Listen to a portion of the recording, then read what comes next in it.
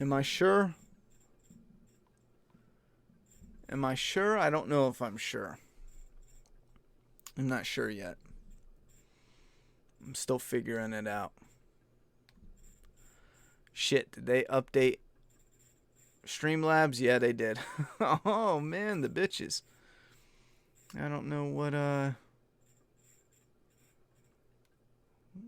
button do I push now? Ah, studio. There we go. There we go. Bear with me here if you guys are watching this back. Bear with me. We're kind of testing things out with the new internet for anyone who popped by just now. We're not going to be going long. Just wanted to test this out. How's the connection for you guys? You can hear me good. You can see me good. Let me know how it is. I figure since we're going to test it out, if you guys can hear me and we're good, let's talk about a couple things. I already know immediately I need to fix something with the lighting and the webcam. I know that right off the rip because I don't know what it is with this webcam when it's on top of the monitor. It's where it's supposed to go. Maybe I'm supposed to go in and zoom with the webcam, but the webcam has, what is it called? Digital zoom and not optical, which means it messes with the picture quality. It's not as crisp. Optical zoom, if I have that right, that is where it zooms in, but it's still it's a real zoom. Digital is just essentially it makes the picture better. What is wrong with me tonight? I can't speak. It makes the picture better or bigger. That's what I was going for. I'm fucking stupid. Anyhow, what's going on, guys? How's everyone doing tonight? What's up, Chris? What's up, Ted? What's up, Ika? Let me in your house says the audio's good, picture's good, no lag, and neither. That's frickin' sweet. As we dive into this right off the rip, for those who haven't heard, Doomsday Kingdom issue 4 is now available to purchase, and we have dived in neck deep, shipping out, or I should say, putting up on the website everything we have on hand. So when you order, your order ships out the very next day. Now, I was shipping out so fast. I was shipping out faster than the credit cards actually transferred the money. You know what I mean? So in order to make sure that we're on an even level, all orders ship 24 hours after you put your purchase in. PayPal conveniently is instant. So if it's a PayPal order and I catch it, I'm usually shipping it right away. Most orders were shipped, 5 or 10 hours after the order went in. But if it was a credit card order, it's 24 hours, which is still amazing. It's better than waiting months while we did pre-orders and shit. You know what I'm saying? The only thing right now we're out of stock on is the day and night variant. We have restock coming in for that, and then the second printing of issue number 1. Other than that, everything else is in stock. So if you're interested in Doomsday Kingdom, check that out for show. Everything looks good. Nice. Why is it on my screen? The picture quality looks a little ass. I'll be honest. What is that? It looks good in Streamlabs, but for some reason on YouTube, the picture quality looks ass. You guys let me know if that's ass or not. How am I doing tonight? I'm doing all right. This move was a disaster. I mean, it was absolutely a disaster. I'm going to be uploading videos of the move on my second channel, Ronnie Hayes, so you guys will see some of the behind the scenes of that. But it was just crazy. I mean, a little summary. We moved in and the place needed a lot more work than I realized. I had to essentially go in debt, paying $2,000 just for them to put an internet line in the ground. They had to go under a driveway, and it was a neat machine. I recorded it a little bit. It punches it like a sewing machine right into the ground. It's friggin' neat, man. It's just like bunga bunga bunga bunga, and they just go they just rip right through the yard. It's crazy. Anyhow, it is like a sewing machine. It's like a tractor / sewing machine, and it punches your internet line in the ground, and it's like in this orange tube, and the line's in that, and it's punching it into the earth. This shit is sick. Anyway, So then they came and put internet, and it wasn't good. I actually went out back with the guy who came from Spectrum, and we both ran the wire over. I helped him out with it, running it under the deck, and then through the friggin' thing, he drilled a hole in the wall, and we ran a wire in. So I have 100-foot, what is it, one of those Cat 5e cables or whatever, and I get 200 something megabytes per second down and 10 upload right now, which is great. However, I can't run my cell phone. There's no internet here except for the PC. I can't run my cell phone. I can't run my PlayStation. So gaming is out of the question until I come up with an idea like a Switch. I hear you can buy a Switch and then plug the cord into that. And then from there, you can hardwire up to 5 different items, like the PlayStation, your computer, and yada, yada, yada. Now, the only problem is it maxes out at 100 download and 10 upload. But to be honest, that's probably as good as it's going to get for me. So, and that should keep most things crisp. I don't think I could run like high def shit, but we'll see what we can do. Anyhow, you guys know I love Predator. I'm going to wait till we get a few more people in here. You guys know I love Predator. I got to show you this just because visually it is stunning. But I do want to talk about Brightburn and The Boys. And I'm going to try to think about what else I watched. Oh, yeah, speaking of The Move. So, this shit was crazy. So, I'm not even going to go over all the other repairs because I had to do mad shit. You'll see it in the videos in the kitchen. And just even cleaning and scrubbing was, oh my God, it was a mess. I still didn't even get the bathroom done. I'm ripping up the floor, putting flooring in. The cabinets all rotted out, so I got to put a new cabinet in.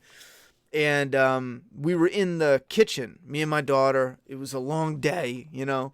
And I said something like, get a paper plate or get a plate out of the cupboard. She stands up, turns around, grabs the cupboard, goes to open it, and the whole cupboard just comes off the wall and lands on her. I tell you what, I immediately jump up because I'm like a foot away. She was just standing like this. If it didn't clip the microwave on the way down, it would have killed her. Hands down, without a doubt. It would have took her out because it would have took her out right in the face and took her straight back in the cabinet. I tried to lift it afterwards.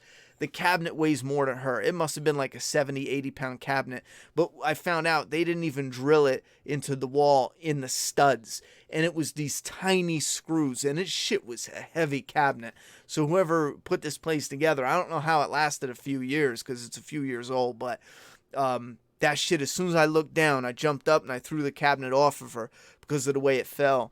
And there was this white spot on her ankle. And I was like, oh my God, she broke her leg. So I picked her up real quick because all the glass broke and shit. And I ran her out away from the glass and all that. And I was like, oh shit, just don't look down. Long story short, it ended up being a contusion. She got off super lucky. I mean, hella lucky. But there was one thing after the other. We were finding frogs. Just the cat is chasing a frog up the hallway. My daughter turned around. She was in the living room. She turns around. She's like, dude, there's a frog under the couch. There was 3 days in a row we had frogs. We still have no idea where they're coming from. I thought maybe I was leaving the door open and then maybe the frogs got in. But then even today, I come down the stairs and I never turn on the light. We have 2 doors. We have the back door and the front door. It's through the back door. Came in and we only have like a little stairwell and it's rug carpet and all that. And then there's like a storage area and then our back door. So I come down the steps and I never turn that light on. Well, I just happened to turn that on. I don't know why, I just did it. And there's like a 1 foot, 2 foot snake down there. I think it's, what do you call it? Copperhead. So I was just like, oh wait, is it a copperhead or a kingback? Something like that. Yeah, I don't know. I was just telling Juliet, don't move. At first I thought it was her screwing with me. And I was like, yo, hold on. So I tried getting the snake out. I killed it. I had to. I tried getting it out peacefully, but it's dead. I don't know what to tell you. Anyway, so it's been a disaster. See, the good thing though, this is what helps. The previous place was far too expensive, and they were raising the rent, which would have made it just insane. So here, I am fixing up the place. So we're gonna make a deal, I believe, and work that in with rent. And rent is a lot cheaper than before. So once we get moved in and everything's situated, within a few months, I'll be saving a lot more money than having to deal with the stresses of making all that bread with the last place. Last place was all right, but it's not my style because they force you to do shit like garbage valet, where someone comes and picks up your garbage. And for me, it's like, okay, I'm not going to pay you $30 a week to pick up my garbage. I'll take my garbage to the dump. It's right up the block. I'll get exercise with my fat ass while I'm at it. But no, they force you to do it. So it's like, why is that even an option? Anyhow. Would have had to wreck me a snake. Hope that don't offend, but oh well. I don't think anyone cares about snakes, right? That poor snake felt the wrath of a protective father. Oh, I handed it its ass. I honestly thought about just trying to get it out. I did my best to try to put a box on its head and then grip it, but that fucker was trying to get me, And I'm hungry. I just brought home Chinese food. 2 days ago, I made homemade baked mac and cheese, and then today I was just like, I'm not in the mood to cook because we ate that 2 days in a row because I made a lot. Anyway, I was like, Juliet, you want some Chinese food? She loves Chinese food. So I whipped to the Chinese place, came back. I'm coming downstairs. I'm starving. And then Snake, and I'm trying to get him out. And then the snake was just like, nah, motherfucker, I ain't leaving. You know what I'm saying? I'm trying to evict this bitch, and he ain't having it, so I cut his throat. You know what I mean? It had to be done. Anyhow, I'm a fan of The Walking Dead and know a few of the VFX crew since I'm in Newnan. I never heard of that. Georgia. Might get a PA gig next season. Sad thing is that I can't talk The Walking Dead until the season's over. I mean, if you get a gig, who cares if you can't talk about it? Besides, you can only not talk about stuff that you specifically know of. I have something popping up on my screen. This is pretty neat. I want to show you guys this. It's member. Welcome, Ika. Yo. What the fuck is that? Yeah, you guys see this? Look at that. Member Ika. Oh, I think I know what that is. Before I moved, I set up this.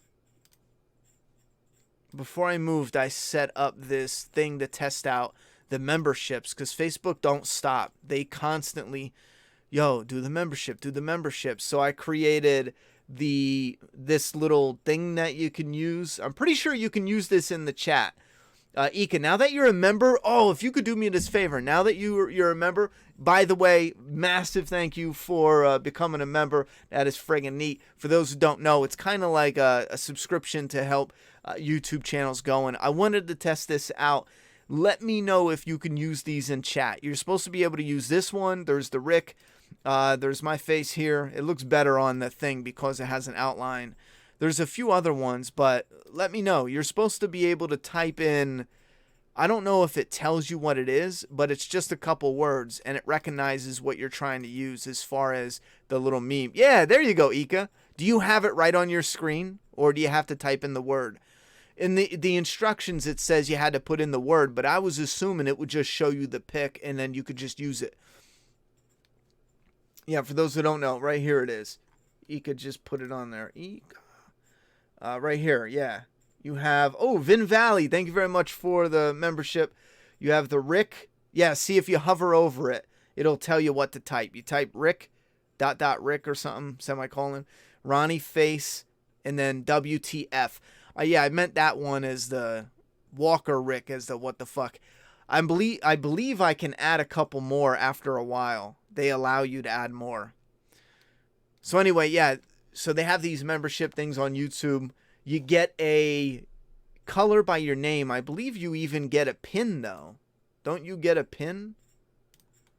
Because I made the pins, and I was going to talk with you guys to make other ones. See, the problem is I originally wanted to make really detailed pins where there was like vines growing on it and shit. But the problem is they're so small that when you try to do it, it's like that's not going to work. So then you have to go into it and create easier ones to see because of how tiny they are. Yeah, look, for example, Here's one that has a little bit of blood on it. It's just a green play button. There's the orange one. There's the blue and yellow, blue and orange, red and blue, teal. There's a few different ones I made like this. Okay, so you see how tiny it is? Look at it. It's this little green thing. I probably should have just used something else, but you just tap the face next to the chat and select an emoji. That is freaking awesome. There is an icon on the side of the chat and you can pick it. That is cool. Oh, cool. How do you become a member? Chris Taus, it's in the bottom right here. I'm pretty sure it is right. If you click on the $, you can do a super chat or you can become a member. And it's a $5 donation to the channel. I'm not sure what the percentage is with YouTube. I'm sure someone who knows more about it.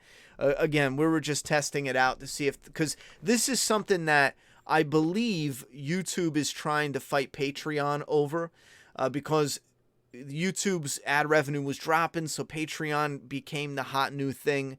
Now to help channels out, YouTube is starting this thing that's gonna compete with Patreon, where it's automatically built in. Like with Patreon, you have to go to Patreon, and you guys know, all my patrons on the channel, you guys know for a fact, no one gives a shit about Patreon. No one wants to go there. I mean, if you're a chick that's showing off your nudes on Patreon, yeah, your Patreon is on and popping. But for a lot of channels, nobody wants to go to Patreon.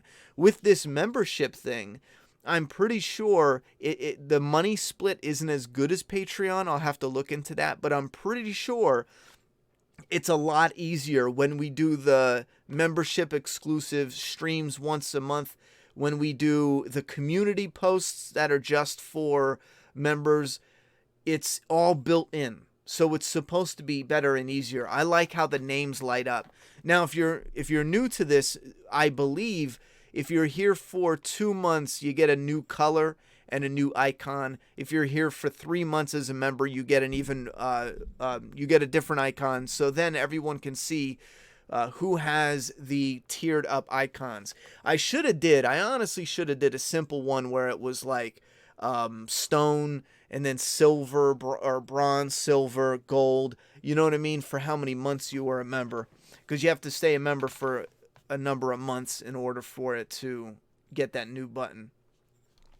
Anyway, they change depending on how long you're a member. Yeah, you just tap the face join button next to sub. I'm from Israel and YouTube doesn't let me super chat or become a member. I'm sure there's a reason for that. I'm not sure what that reason is, but all right, so I'm sure we have enough people in here. Because I'm a massive Predator fan, I just want to show this off.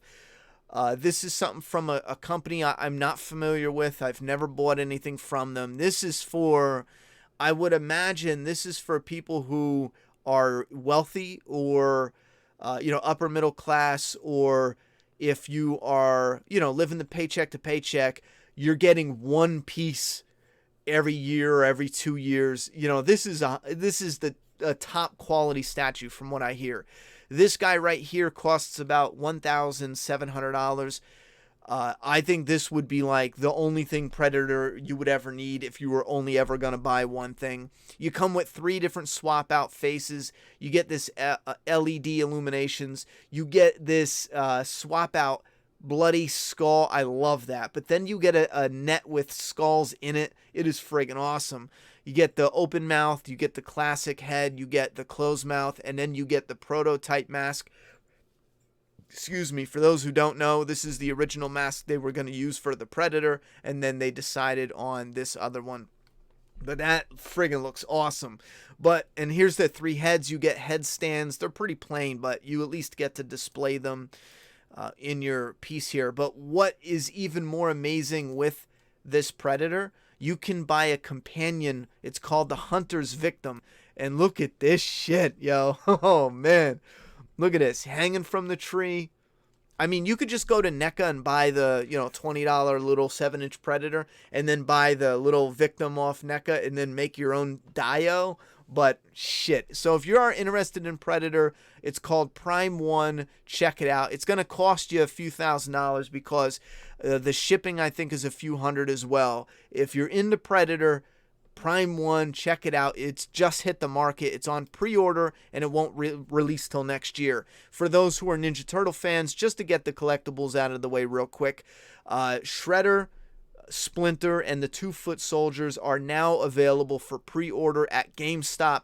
You can get all 4 individually. You could just get one at a time, or you can get the bundle, which for some reason doesn't show up on my screen when I'm at GameStop. And if you didn't get the old ones, the 4 Turtles, you can actually pick them up now. They're brand new in stock. I heard they were out of stock forever, but they're supposed to be restocked now. So if you haven't got them yet, they're $22.99. If you buy them all at once, you can get free shipping. So grab them up. They're incredible. I actually have all 4 turtles on this floating shelf I put next to my screen. Fuck it, I'll show it, because I absolutely love having some stuff laying around, or not laying around, but you guys know what I mean, having some stuff posted around the office. It just gives it I just love the vibe of it. I've had home offices. Wait. I've had a home office. Oh, man. Yeah, I need some sleep. I've had a home office before that I used to call the green room. I painted the walls all green, not to do video editing, but green was my favorite color. And I was still kind of hustling. So I would go up into the second floor of the office or the house and just get away. It was an extra bedroom, a spare bedroom. I painted it green. It was, so it was my little getaway, but all I did was paint the walls green. And this is before I knew really about collectibles and toys and shit. I didn't know anything about it. I knew there was stuff out there, but I didn't know until I started doing YouTube, and then I would get to know you guys online. Some of you guys would show me some Walking Dead stuff. My girlfriend picked up something. Next thing you know, I put something in our apartment, and I'm loving the way it looks visually. It's a zombie head.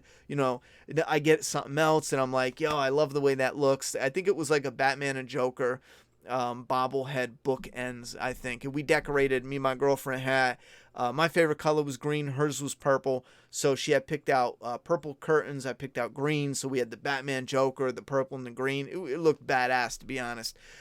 So ever since then, I can't have like a workspace without something in it. If I needed to, yeah, but if I have the choice, no, I'm going to hang some posters, I'm going to hang some collectibles up. I think it's bang. And anyway, we got Chris Taus, a new member of the Map Mob. Oh yeah, you had to pick out a name too. And I was thinking, I would always be like Map Fam, yada yada yada, whoop de whoop. We are kind of like a community. It's like a family, and that's those who are here to chit chat and yada yada yada. It's still YouTube, so you're obviously gonna get people who are just trolling or who just come here but straight up don't like any of us. You get that. However, when I was looking at the thing, I was thinking, Map Fam and Army and all that, it seems generic. You ever see those really generic YouTubers that are always talking about fam and Army, and they're just saying it because, they want you to fucking be on their dick. You know what I'm saying? And I was like, I want something besides the Map Fam. And I was like, holy shit, Map Mob. I love the sound of that, And I don't mean like mafia, we're going to go whack people. It's a mob of people, a group of people. So I thought that was pretty badass. So it's the Map Mob from now on. And Speak Your Geek is something I want to talk with you guys about. I'm fucking hyped about that. There's Speak Your Geek, there's the Deeper Intos, Neck Deep, and what is the other one? This is the new content that we're now at with September. In September, October and November, I'm going to give myself 3 months to transition into the new content. It's going to be interesting because I don't want to it's tricky. I don't want to focus only on polished content, but in the 3-month practice period, I want to see how often I can get it structured to where we're doing the polished content with the other live streams and other random stuff like that. Anyhow, which I'll give you guys some ideas. Forget that this notification popped up and it was go time. You game with people ever?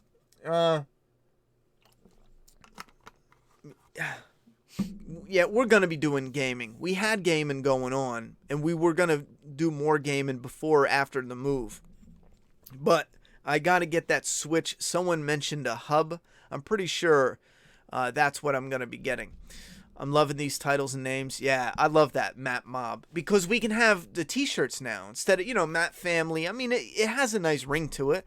I still like that ring to it, but the Map Mob, I don't know. I feel like that would be something we could come up with a cooler t-shirt. Instead of just putting words on it like Map Fam and just having the words on it, we could do like Map Mob and have like the silhouette of like a gangster with a Tommy gun or something, but have it funny where peep this off the top of my head, it's the Map Mob, and then it's the silhouette of a gangster holding the Tommy gun, but he's sitting in a convertible car at the drive-in theater.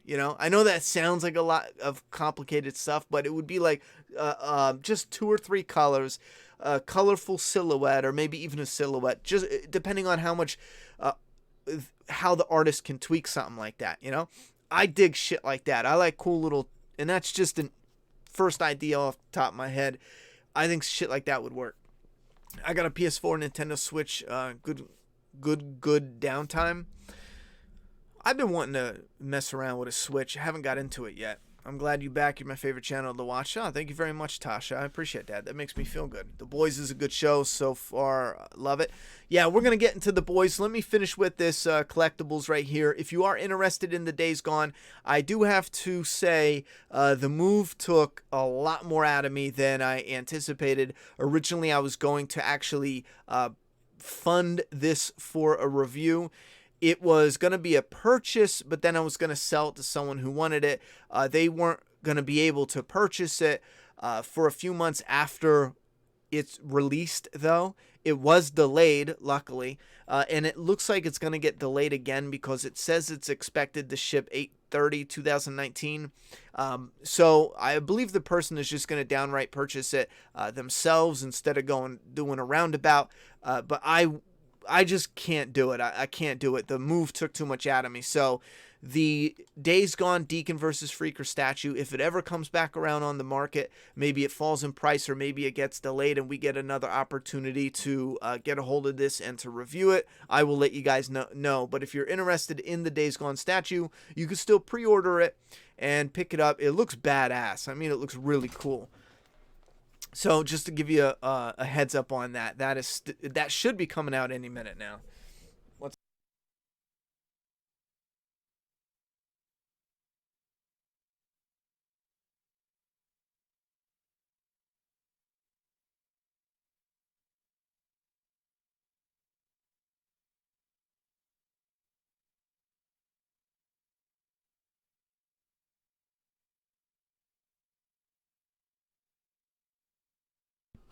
All right. So yeah, that's the Days Gone. There's also the collector's edition. I do have this one. It's not the greatest statue. It's good for a $40 statue, but it's even cheaper. It's for $100. Now, I watched 2 things while I moved. The Boys I watched as I was moving and packing and all that, and I just finished it like literally an hour before I unplugged the internet and left my old apartment. And The Boys is the bomb. And you know what's awesome is it connects to something I was talking about a few months ago, and I had no idea The Boys was coming out. I had no idea this was a comic. I never heard of it before.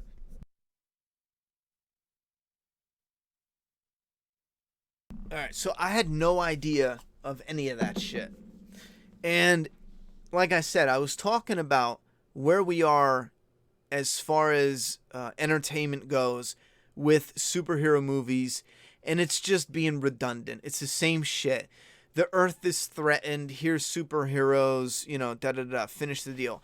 I think the reason Infinity War and Endgame, part of the reason it did so well is because it still utilizes that the world is in trouble, is because it had a twist on it.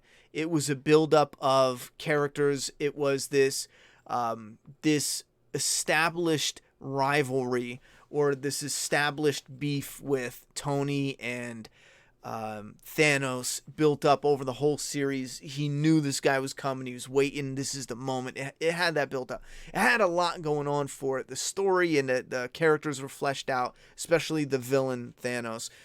But you can't continue to do that all the time without people watching it going, all right, and searching for something new. And I think The Boys is a perfect stepping stone to what we need to get more of. And I'll be honest, when I put it on for the first time, I think it's within the first few minutes, I wasn't that interested in The Boys, right? This guy's talking to his girlfriend, and I'll be honest, I don't give a shit. And I'm looking away. I'm packing, doing stuff. And everyone said The Boys was good, and I'm like, okay, this is a boring moment. I can look away. I can afford to look away. And at that very moment, the Flash character just ran straight through this dude's girlfriend in slow motion. She blows up. Blood goes everywhere. It just explodes. It's crazy. It's nasty. It's just everywhere. And I had to look back, and I see this blood flying by, and I'm like, wait a minute. What? And I had to rewind it. He's standing there still holding his girlfriend's arms and shit like that. Within a few minutes, I thought it would be a movie where I could take my eyes off the screen and do something else. And that one scene proved me wrong. I was like, oh shit, I need to sit down and watch this. Because this isn't a movie to sleep on, or a show, I should say, to sleep on. It was good. It was really good. There was some things that I didn't like about it. Obviously, the ending I thought was way too abrupt for an ending. That felt like the beginning of what would normally be a conclusion to a first season. Like, that was the penultimate episode.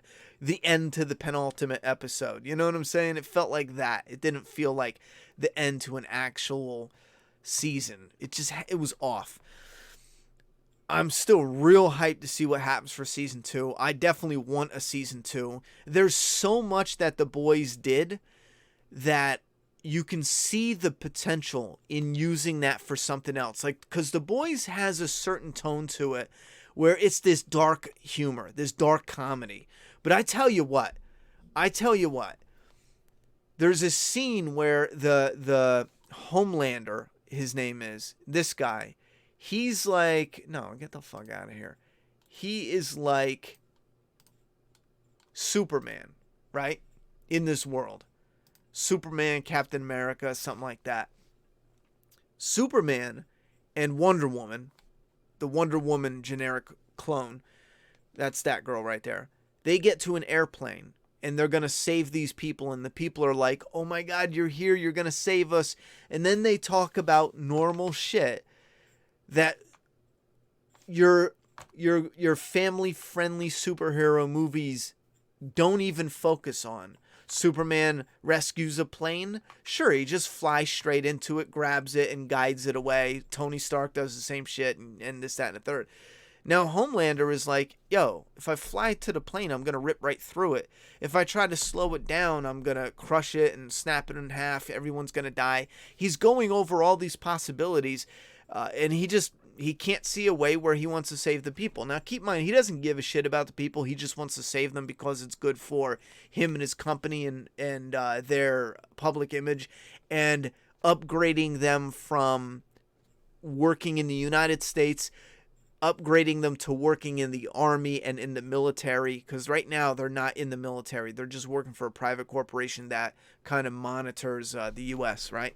So they have this beautiful friggin' moment, heartbreaking moment, where people are realizing the heroes are going to leave. And he's all like, no, I'm not going to leave. I'm just going back here to look at something. And then again, it has that dark comedy tone where if you take something similar, but it's a I don't want to say dark and gritty, but because it's overused, but if you take something similar scenes and moments and the realism and the truth from here, but drop the over-the-top dark comedy, you can do a show that has this dark and gritty but serious and grounded. It takes itself serious, kind of like the complete reverse of Marvel. Marvel is still good. I'm not saying the boys should do it differently. I'm saying newer superhero shows can capitalize on doing shit like that. Because when they were on the plane, I was like,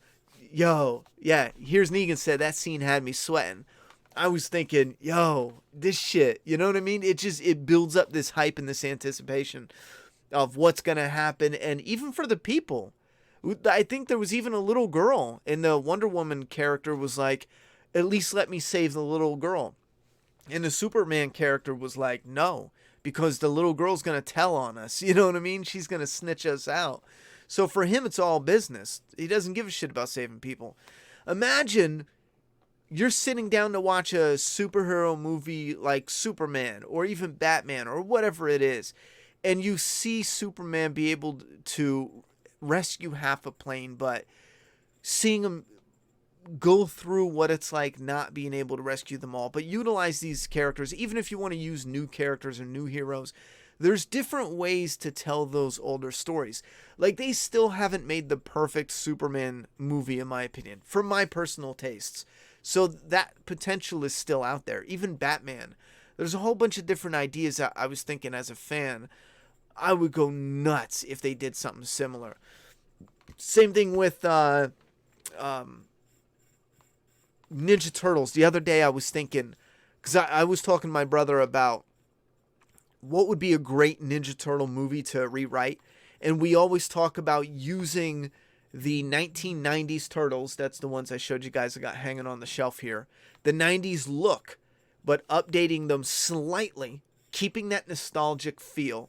Immediately, if you put me in charge of the Ninja Turtle movies, right? A Ninja Turtle movie right now, you put me in charge, immediately, by utilizing the 90s nostalgia but giving them an upgrade and update, making them move around more flexible and not look so robotic, but still, or like puppet like, but keep that essence that Jim Henson I believe it is, that they started with, but use the technology from today and tweak it so that way it has that nostalgia, but it's perfected for nowadays. Immediately, the fan base itself would go nuts. Like, yeah, we're there. We're going to see the movie. Just with that idea alone. Just keeping that alone. You see it with merchandise. You see it with how the fans react. They're there. They're there to play ball.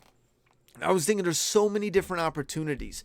Taking the Turtles and putting them in different environments, switching things up, like let's say the movie opens up or a scene opens up and you have Mikey. I always default to Mikey because he's kind of like the goofy, funny, I consider him the younger brother of the Turtles. That might not be the case, but for me, that's who I see as the one that the others protect the most, because, Leo is a leader, Raph is the tough guy, anger issues, then Donnie is the smart whiz, and then Mikey's kind of like this, having fun, he kicks butt, but he's still like the little brother of everyone. But then you have maybe you fade in and it's snow and you see the foot of a Ninja Turtle, the huffing and puffing. He's running away from something, even have little drips of blood in the snow. And then you see he's running through like snowy woods. And he gets to a clearing, falls down, but like brings himself to his feet, maybe turns around, scoots his turtle shell up to a tree, tries to get up some, but he's struggling, and he looks over and you see the Shredder, and we would use a look from the old Shredder with the helmet, that style, a different outfit, but have a similar military look with the blades and all that. Nothing at all like the stupid Transformers look they had. Have him sleek and dangerous, a blend of the old and the new, the nostalgia with the something else, the rebirth of what Shredder is. And you see him come through that snow, you hear it crackling under his feet or crunching under his feet as he walks out of the fog and the mist of the nighttime snow. Just Shredder in the moonlight with a wounded Mikey. Opening a movie or a scene like that instantly has me thinking, okay, you know what? This is a show for real that we can have a lot of fun with, or a movie for real. That shit would be insane. No one wants the Hulk Ninja Turtles. Yeah, it's Hulk Ninja Turtles. It's not just Hulk Hogan Ninja Turtles. It's Hulk, It's mini Hulk Ninja Turtles. No one wants that shit.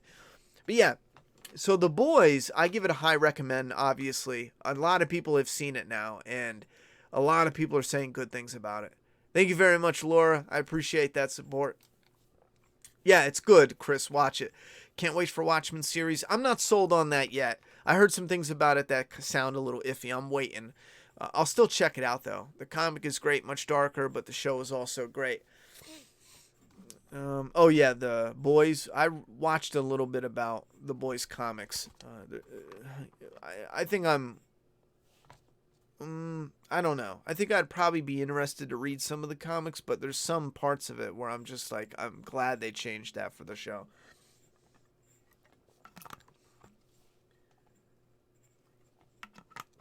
Thank you very much, Sean the Bon.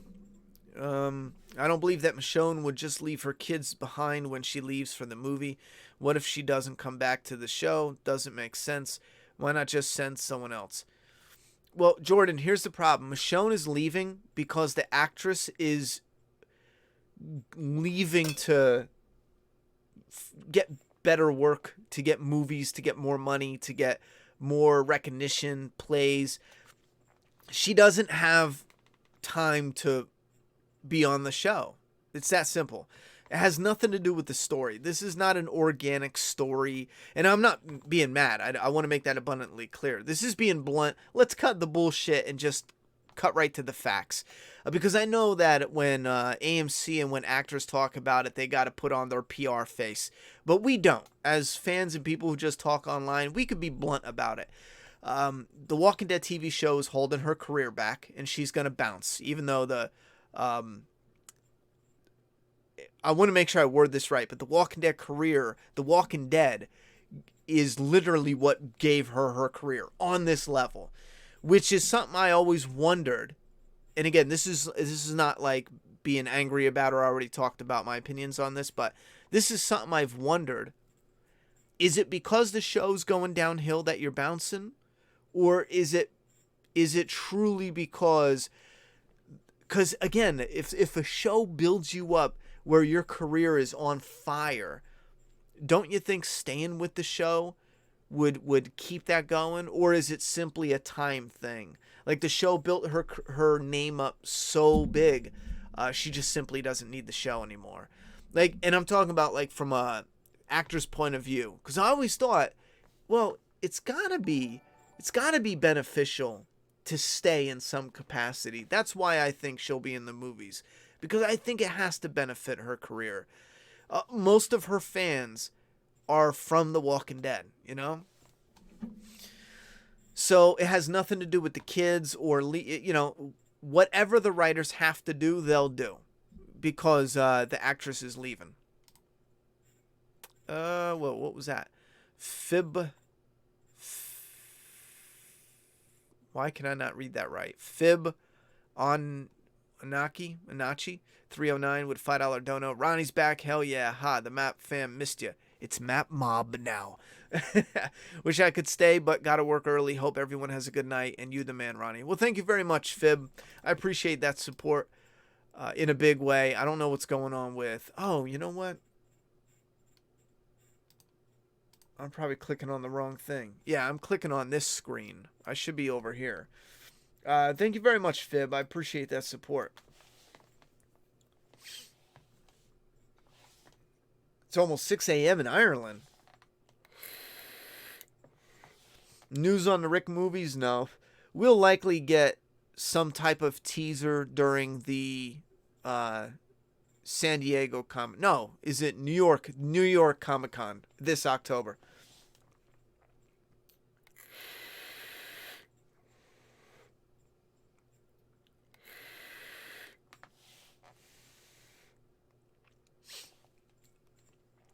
So, let me move this over here. Oh, I can't. Shit. Alright, I'll leave it over there.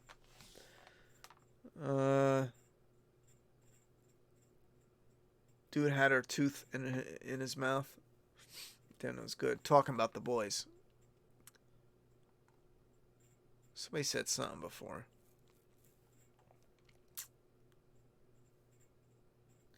Did I pick up season 9 of The Walking Dead yet? No. I will eventually, but I'm going to wait till it drops in price and just pick it up. They didn't come out with a collector's edition or nothing, so I'm in no rush. Ronnie, are you going to do a video over the Last of Us 2 article? Bro, I've barely been online. I don't even think I've read the Last of Us 2 article. Last of Us 2.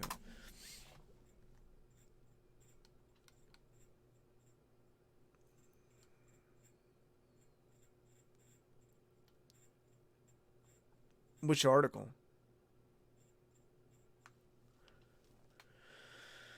I guess it's one of these. New gameplay footage from The Last of Us 2 was shown to lucky attendees of the GameStop Manager show. The footage isn't available, yada yada yada. According to yada yada yada, the footage shown at the GameStop show was brief yet offered a great vertical slice of gameplay. Apparently, the gameplay footage emphasized the use of stealth and how you can use clickers to your advantage. That pretty much sums up the information revealed in the leak, but it's a positive sign that we'll learn more about Last of Us 2 in the near future. Yeah, I'm gonna see it no matter what, so I just can't wait for that game, bro. I cannot wait. The Last of Us 2 is probably one of my all-time hyped anything, you know? Remember the look at that before your move thing is too sweet. What's up, Jordan? Awesome idea, Matt Mob. I'm glad you're back. Thank you very much. Let's go down to the new comments. Have you read Collapser? No. What is that? Is that a comic or an article? What do you think of people wanting The Rock to play Mercer? I think that's a bad idea. If you're just going for charismatic people, then I can understand why people want The Rock. Listen, let me put this out there right now. I haven't seen anyone say they want The Rock for The Walking Dead, though. So, I don't know if that was an article that I missed when I was moving and didn't have internet. But if that's a rumor or an article that came out, I'm not buying it. He costs too much. The Rock 100% would not be in The Walking Dead. He's already doing way too many projects. He's already making way too much money on other projects. There's no way. There's no way he would be on The Walking Dead. Welcome back. Make a Path presents. I ain't in the loop of new shit, but as always, I'm here to blaze up and hang out. Thank you very much, Tom himself. I've been out of the loop too. I just started season 3 of the Stranger Things. Let me know what you think about it, XL. Yeah, the Rock is Mercer. Here's the problem. Mercer doesn't fucking matter. So I don't want to waste The Rock on Mercer. I don't want to pay The Rock to be Mercer. I don't want to pay The Rock anything to be in The Walking Dead, period. He's too big, and it's just going to hurt the show. I'd rather that money go into upcoming talent and the budget itself. That's what I was going to make a video on. I was going to talk about the Dark Fate trailer. There was, oh my god, Dark Fate trailer. There was a second trailer.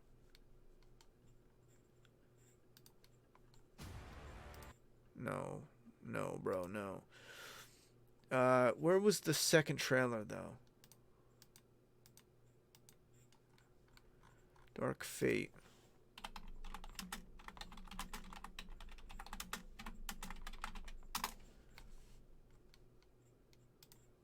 Is this it? Yeah, I think this is it. Dark Fate is a weird one, man. It's not going to be good. That's where I'm putting my bet. It's easy to make a trailer look good. You put up the hyped music, you put all the badass looking scenes in it, but there's something about it. There's something about it that I'm just not buying. Movie Idol did a video about it. But is that him saying, I like The Rock, put it in there? Because, you know, you can't blame him. The Rock's got charisma coming out of every hole in his body. You know what I'm saying? Or is that like, I heard a rumor, or was it an article? If it's just someone wanting them, yeah, I can see that because, like I said, I like The Rock. Who doesn't like The Rock?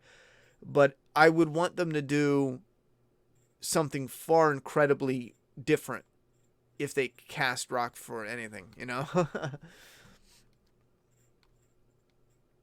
The new Terminator trailer is cringe. The new Dark Fate trailer is much better. Woke Terminator. Well, I don't agree with that whole trailer being cringe. There's definitely cringe in it. But there's definitely stuff in it that would be potentially. Oh, I just want them to do a good Terminator movie. But as far as cringe, like, yes, we got a girl laying down. This part is just flat out stupid. She's laying in bed, and then she gets up so fast and grabs her. And they use this sound effect. I'm sorry, Linda Hamilton is old, both in the movie and in the fucking real world. This sound, she's dead. Linda Hamilton, Sarah Connor's dead right now. Listen. Okay, I'm gonna rewind that.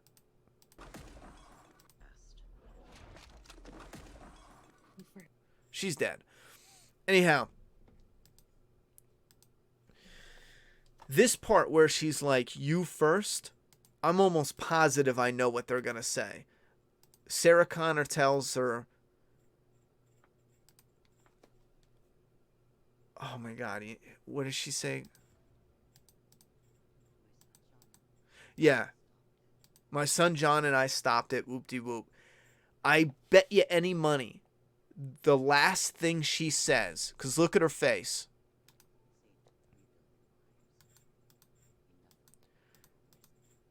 I saved 3 billion lives, and now she's mean. Enough of a resume for you? That's not how it is in the movie. I bet you any money, I bet you anything, she says she lost her son, John Connor. Because it was announced that John Connor's coming back, but he's not shown in any of the footage. He hasn't, they've talked about it, they've mentioned it, but he's not been shown.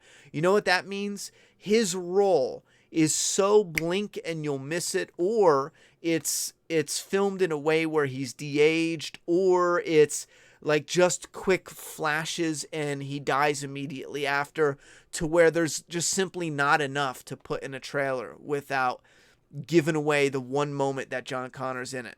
So I believe John Connor dies, maybe in the very beginning of the movie, and she tells her John Connor's dead. That's why she has this grimace. Because she's like, she just lost her kid. And she's like, is that enough of a resume for you? So this is where she says, you didn't stop it. You just, I don't even know what the fuck she says. All right, you stopped it, but you didn't change our fate. That's what she says. Am I more excited about It 2 or Joker? Oh, God. I think Joker's going to be the better movie. I'm sorry. I think it's just going to be the better movie. I like It a lot. I love horror movies a lot. If I was made of money, I would buy that $2,000 full body. I think it's like $4,000 full. It's not full body. It's like a half size or 1/3 size of It with all the different heads, the new It. Like, I'm down ride or die for It. The problem, though, is I think they rely too heavily on jump scares and not enough creepiness. I feel that the creepiness nowadays is what ramps up the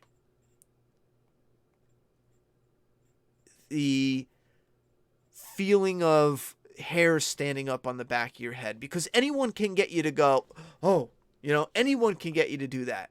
A loud sound and something quick and flashy, and everyone's like, you know what I mean? So here's a part I want them to explain when it comes to Terminator. I loved how in the originals it was simple. It was the ball that melted everything around it. It kept the person safe with time travel. And they started on the ground or close to the ground to where a human can go through time travel and not die.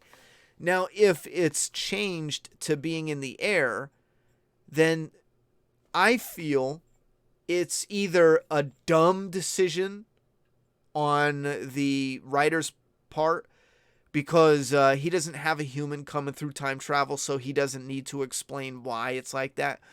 But I strongly feel this right here hints why she is advanced.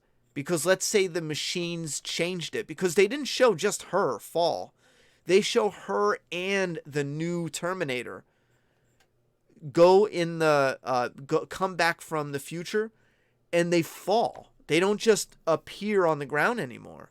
So this leads me to believe the machines changed the time machine to where it'll kill humans at that distance. So she needs to be enhanced, or else the fall alone from the time travel will kill her. I think, again, that might be a stretch, but I see no other reason for that being so high in the air. She waxed that bar like a motherfucker, too. Slizzle90, what are your thoughts on the state of the Walking Dead franchise? Will you be around for the long haul? Oh, I'm definitely going to be around for the long haul in some way or another, absolutely. I think the peak of the Walking Dead franchise it's just simply gone now. Will we get more peaks? It'll probably be rare that it was ever as big as it was before, but it's likely gonna be big in similar ways, but during different things. Like, for example, it's not gonna be big in the way it was before with the show, and that point in time it came out was so different. Now it might be big for movies or for some kind of new show down the line. It might get big with that. But I think everyone's going to look at the original series, maybe the first, 5 seasons or the first 6 seasons, with ultimate nostalgia.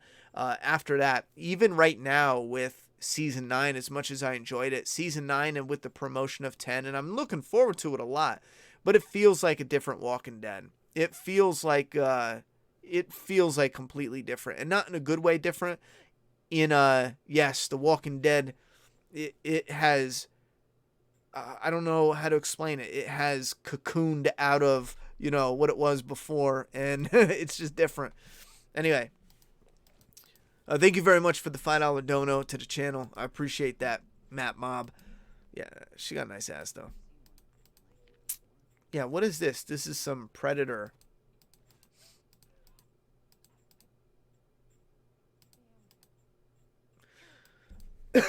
So does she kill them? Yeah, what is this? This is like... Is she tracing the bullet? Or is she tracing how to attack? I don't know.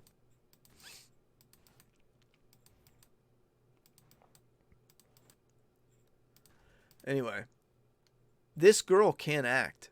I've seen her in stuff. She can't act. So if she doesn't act in this, then I don't know what to tell you. And again, if you try to break down this trailer too much, I think you can pinpoint too much of the movie, because it already looks like this is the moment where they obviously get arrested, and then the new Terminator 1 attacks them inside that compound. So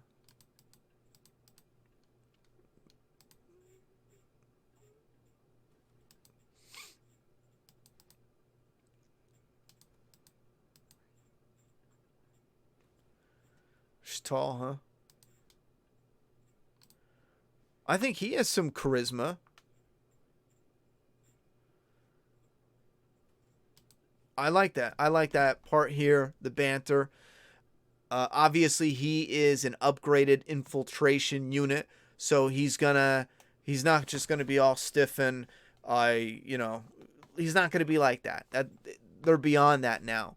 What I will criticize them for heavily is this cheap, stupid ass blood. I don't know who does this shit, but I saw it in the Predator trailer, the 2019 Predator trailer, and we got it now. Holy shit, look at this blood.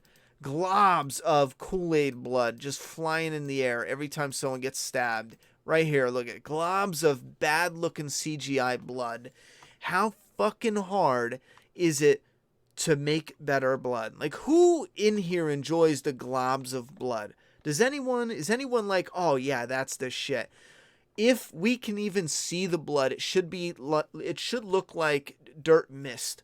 You know what I mean? Or spray. We don't have to see that it's blobs of red. We are not meat sacks. You know what I'm saying? Like, this shit is crazy. Anyway, so yeah, look at that blood. It's fucking terrible. Here we go with more terrible blood. And why are these guys jumping on him? Again, we went from something I like to something that, this looks so fucking stupid, man. I do like how he stabbed the shit out of them, sure, but what are they jumping on him for? Get a gun. This guy's stabbing all my teammates. Let me jump on him and tackle him. I love my daughter, man. When I was watching this, my daughter came in and she said something about grandma not playing around. She's like, yo, what's grandma doing? She kicking ass. Yeah. I love Sarah Connor.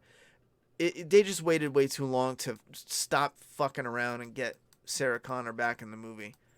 And again, we see more of what we didn't need to see. The CGI here looks atrocious. It looks embarrassing. And I can't fathom why. All the money they're spending, I don't get it. And it looks like she Me Too's the shit out of her a little too long here. I'm just kidding.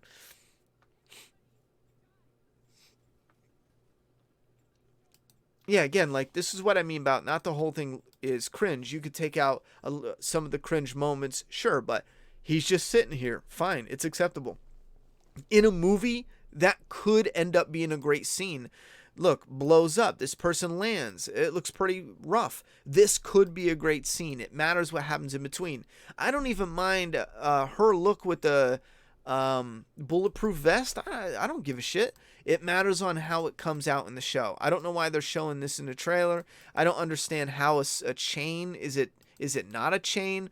The CGI here, again, it looks so fucking bad. How do we go from T2 looking so great to this looking terrible? What did they do? Honestly, it looks like the magnet putty that you buy at the dollar store, and they just slapped it on his face. Magnet putty would probably look better, to be honest. Anyhow, it is some of these moments that, yes, some of these moments have that cringe factor to it, sure. They show the Terminator get his ass handed to him like 30 times in the trailer. I don't know what the point of that was. They have this weird Terminator that is metal that has this cloning liquid ability. I think he could probably do this once or twice, not really sure. But he's got weird looking, I don't even know, octopus legs? I'm not sure what that's about. So again, some stuff that looks alright, some stuff that looks real dumb and corny. This part is another sign that, yes, her kid is dead. This is probably the guy who killed John Connor. Look at her face. It's a giveaway. If it's not, I'll be surprised. Look at her. Look at her. This is a person who's like, you motherfucker. This isn't just, shit, it's a Terminator. If it was just a simple Terminator, she'd be like, perfect example. Here's Grandma. It's just a Terminator. Look at her face. Doing her job. Just a Terminator. Look, bum, bum, bum, bum, bum. See? Doing her job. It ain't shit. Just a Terminator. Even later when she does and I'll admit, this is corny as shit, where she's like, I'll be back. It ain't nothing. Yeah, right here. Just a Terminator. But then down here, look at that face. He killed John Connor. Bet you any money.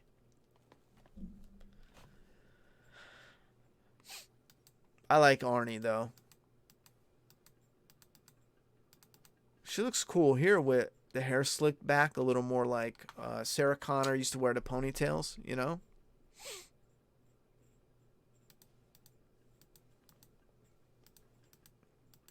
That CGI looked dog shit. I don't know what it is with the CGI in this trailer, but holy hell.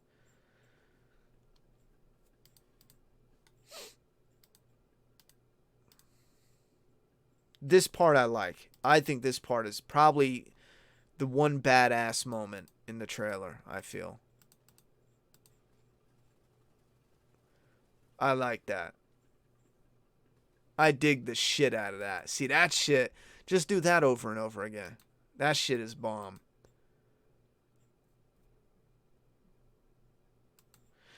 And here's the only problem where this is the major problem with Hollywood, and I talk about this all the time, is the repetition and predictability. How many fucking times are we going to see a movie where two people, one person has wronged the other in an incredible way, and they threaten to kill them when the job is over, but because of the missions, they grow this bond or understanding or whatever, and it doesn't quite happen like that. How many fucking times are we going to get that? We get it a lot. We get it frequently. We get it in a lot of stuff. Anyway, so yes, I do think Terminator Dark Fate is going to bomb. I think it'll be at best 5 or 6 out of 10 when it comes to rating scales on YouTube and wherever people rate it, you know. At worst, it'll probably bomb out with a 3 out of 10, but I think it'll hover somewhere between 3 out of 10 and 6 out of 10 again at best. I don't think this is going to be incredible. I think no matter what, they're going to try to reinvigorate the franchise with it and make multiple movies. I don't know. It's just they keep screwing with the Terminator franchise in the dumbest ways. Just make the movie. Just make the movie, man. What is it about Train to Busan that grabs you? Also, when does Train to Busan 2 come out? And you think other zombie movies can match this franchise? Can match what franchise? Train to Busan or The Walking Dead? Yeah, I think we are not in the moment where all zombie movies are, you know, like that's as good as it gets. We will get better movies down the line. We will get new classics. We will get new ones that spice up the genre. The Walking Dead, the reason why it hit that, I feel at least, the reason why it hit that explosive, infectious, what's the word I'm looking for? The infectious love and whatever with the fan base. How big it grew, how interested the fans were, how ride or die the fans were. The reason it was that is because the time and what it was when The Walking Dead came out. Keep in mind, the majority of zombie movies before The Walking Dead weren't taken very seriously. The majority of them. I mean, right down from 28 Days Later, it has some good movement, good moments. It's got this grittiness to it, absolutely. But The Walking Dead did something great when it came to taking it serious, saying the zombies were the only thing that was out of this world. Everything else is going to be grounded, you know, minus gas, old gas and shit like that. A shotgun that shoots ammo without needing to be reloaded, which is an editing fail, probably not a filming fail. How that shit works is they'll film, okay, you shoot 2 shots, 3 shots, they film like 20 takes, 40 takes maybe, and then the other guy, they say, okay, do this, this, and this, and then when the editor gets in there, he wants to make this expression more deep, and he wants to linger on this character more, but oh yeah, I got the old guy in the background, he's got to keep shooting. You know, so he just has him keep shooting. Puts in the sound, bum, bum, bum, bum, and then he cuts back to the old guy, and he shot 20 rounds. You know, I blame that shit on the editor, in my opinion. The editor could simply put in a sound effect if they wanted of reloading, of recocking it. You don't need to constantly put in sounds. Anyway. What was it about Train to Busan that grabbed me? Just simply the...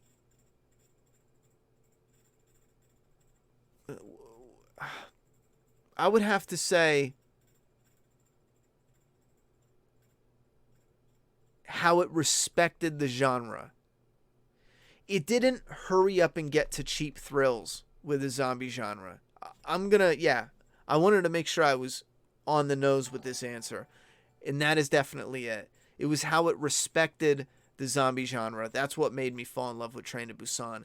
And I knew probably within the first 20 minutes, especially with how it built up to the outbreak. Seeing a couple hints at it, having those characters, knowing when to do character development and then move on to some of the zombie action.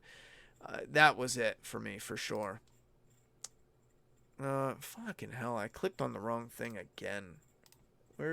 What's his name?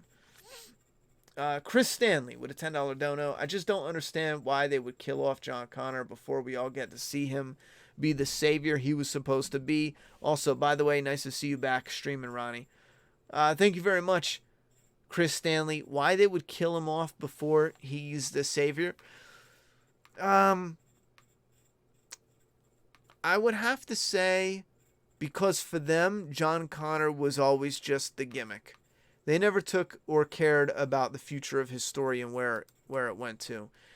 They just simply utilized him for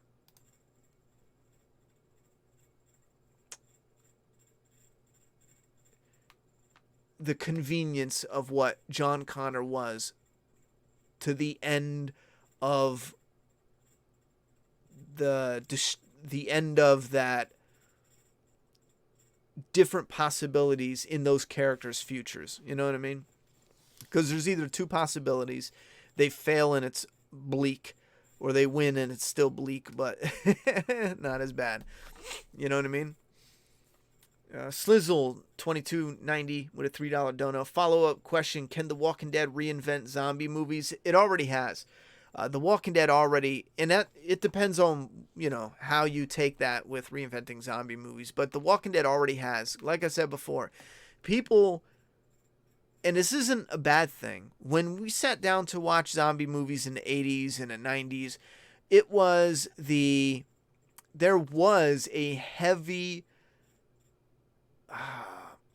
was a heavy focus and sense of excitement around the gore and what kind of gore was going to be in it, how they were going to pull off that gore. Because keep in mind, back then, when there wasn't computer effects, when it was heavy with practical effects, you got a kick out of how did they rip apart a human being on the ground. Now, you didn't know that it was a stage where they ripped a hole in the floor and the actor was laying under the floor and they had a fake body and they had latex and they ripped the body open. You didn't know that behind the scenes shit back then. So that, in a way, kind of led the charge. The gory looking zombies, the gory looking kills, it became a staple, a main staple, in a way, a gimmick for the zombie genre. It was how to get into it. We don't need to focus on the characters, make them as simple and superficial as possible. Get right into the killing and the zombies and the gore and the throwing human, problems and shit like that. When it came to The Walking Dead, we were at a point where zombie fans and future writers, I was one of them as well. You guys know one of my goals for writing Doomsday Kingdom before The Walking Dead came out was a zombie movie that made you cry. There was a lot of people who wanted the zombie movies, but they wanted to take it serious. They wanted to develop characters. They wanted people to sit down and cry at scenes and moments, just like this was a drama. Without it not being taken seriously just because it was a zombie movie. The Walking Dead did that in a huge way.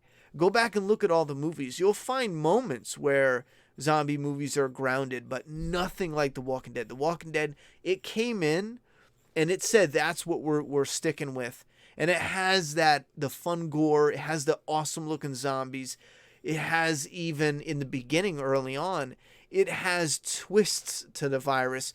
A lot of that dies off as the seasons go on because there's only one main twist with The Walking Dead. And I think this was something that was used in other shows or other movies, but it wasn't heavy in the genre as opposed to bites turning you.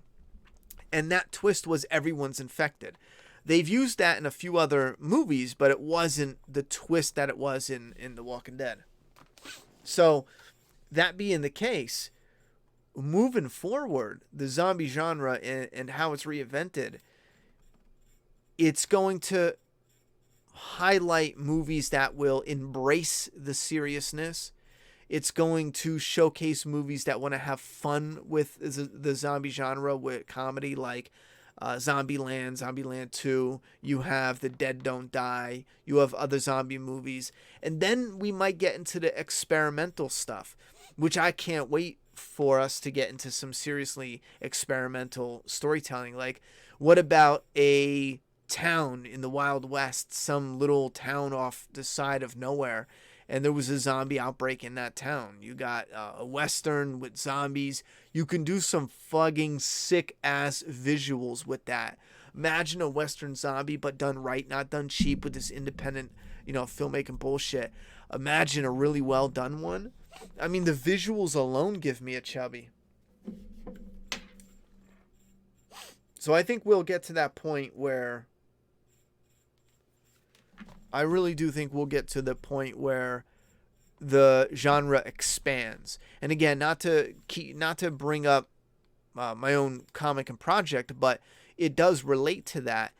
And I can't get into it because of spoilers, but I knew I didn't want to just copy The Walking Dead. So originally Doomsday Kingdom was very simple, and this is before The Walking Dead came out. Doomsday Kingdom was originally classic zombies only. I had concepts for staggered zombies. I had one called The Breaker, which was friggin' weird. I mean, the zombies had mutated, and these are different concepts based off of more of my love for Resident Evil when I was younger. So we had one that was Breaker, where the bones actually showed. It was how it grew, and I would have to explain it, but it was fucking sick. There was a few different stages and other concepts for mutated ones. But so we still have, right now in the comic, of the two stages, the first one and the second one, and you'll see why I chose to go there, because I feel like it does something fresh with the zombie genre. You have stage one where they're a bit faster. It's not a full classic zombie yet. Not only that, there's certain things you'll see where they're not smart. They don't talk. They don't use guns and complex weaponry and shit like that. But you'll see them hunt. You'll see them hide. You'll see them stalk. That's part of it too. So now you have different versions of zombies in this world. And for me as a zombie fan, I get hyped because now it's not just classic zombie threat and then evil villain threat. Now you have a few different threats, so you might find yourself trapped in this little town where you got classic horde of zombies coming down, and then you break into this building and you get away from them, but now you hear noise in the building and shit, I just ran into the zombie that will, I can't spill too much because we're not there yet fully, but now you run into one of the weepers that will stalk you, and they won't just walk out. And anyway, and there's something different as far as the bites as well. So we're gonna see people playing with the genre like we did in the past too. We saw people playing around with the zombie genre, but I do feel like there's a lot more potential now to say, okay, The Walking Dead was one huge zombie thing. Like, I find it such a relief. The Walking Dead was this huge zombie epic. Now we can sit down and have fun with it and go in different directions. This is something I can talk about in a few months when we go into volume 2, because obviously when you get a zombie story, the way I chose to tell it, it's your classic zombie tale. You see people, how they're living life. Oh no, zombie virus hits the town. There's I call it a town fall. That word doesn't exist, and I haven't seen anyone try to correct me on that yet, but because it was the town, and I had something in the explanation where the town went through a downfall or a outbreak or some shit like that. And I was like, I'm just calling it Townfall. That's it. The town fell, Townfall. It was the downfall of the town. So anyway, that's the classic zombie storytelling structure. Here's same thing with the crazies. Here's a normal cop. Oh, something weird happens. An outbreak. Oh no, it's chaos, quarantines, shit like that. It follows that same structure up until issue 5, which is the end of the first volume. Something changes it.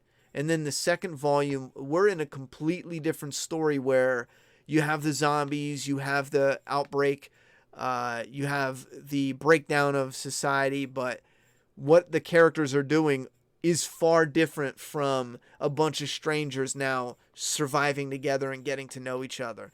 It is completely far removed from that. And we get a volume or two to have fun in that part of the story. And that's something we can do now that we're getting more zombie stuff, and we can experiment more and have fun telling, variations of stories we've heard before. Slizzle22 with a $5 dono. I've said this for years, but I believe zombies should be stronger and more aggressive. Do you think the new Walking Dead spinoff will have that? No, and it shouldn't, and it can't. I understand what you're saying. However, continuity is huge. Now, can they say, yeah, fuck it, let's do whatever we want? Sure, they can say and do whatever they want. But The Walking Dead, no matter what, it exists in the same universe. The shows, anyway. It can't have stronger zombies. And no, I see people yell at me all the time about season 1 and season 2 where the zombies were different because it was the fresh outbreak. And I don't mean to sound like a dick, but I'm sick of people not believing me when I made a video about it. I looked it up, and they actually talk about it. Like, the people behind the scenes talk about it. They say, we did not have a set rule for the zombies. Greg Nicotero was the one who said this in the behind the scenes. With the original showrunner, we didn't have a set rule, and we made a set rule. I think it's from like season 3 or season 4 on. Zombies only act like this. They don't do any of that other shit. It is only because they had a different creative team behind it. So, no. They can't. They need to keep it consistent to what they have in the world now. Would it be cool to get more aggressive and stronger zombies? I'm not sure what you mean by stronger, though. We don't want to go too overboard, or at least me as a fan, I don't want, too overboard. But more aggressive as a fan, yes. And that's why I have stages of zombies in Doomsday Kingdom. Because stage 1 is very aggressive. You guys saw early on the neighbor broke into or walked into Tristan's house, one of the main characters. And he was coming down the hallway, and he just started running at him. And he lunged for the door.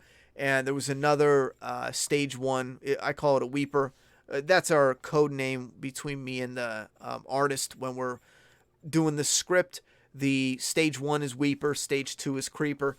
And the weepers they'll jump on you. They'll beat you down and bite and rip and drink blood and grab a stick to beat you with, grab a knife and slash you with. I mean, they'll get it in. They're aggressive. They're brutal. They'll hide. They'll sneak around. You know what I mean? It's vicious. It gets worse than that. You guys will see it. Those reading the comic. You'll see a lot more. You'll see our most vicious weeper yet in issue 5. For sure. Thank you very much, Scott Graham. I'm down with the ship too, mate. I invested one too many years to quit now. To be honest, the fact that people hate the show now only made love it more. I know what you mean by that. Chris Rambo, would you like to see the guy that played Logan Wolverine on the Walking Dead?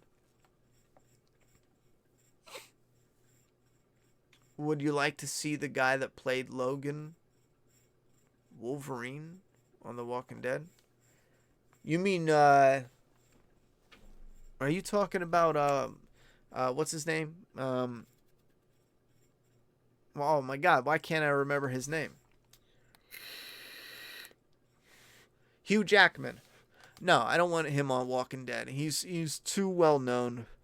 I like lesser knowns going over to The Walking Dead. Imagine a zombie story where the outbreak happened in the 60s or something, and we see how the world looks today without the evolution of technology. I think that atmosphere would be rich. I mean, we could do a lot of fun, different things.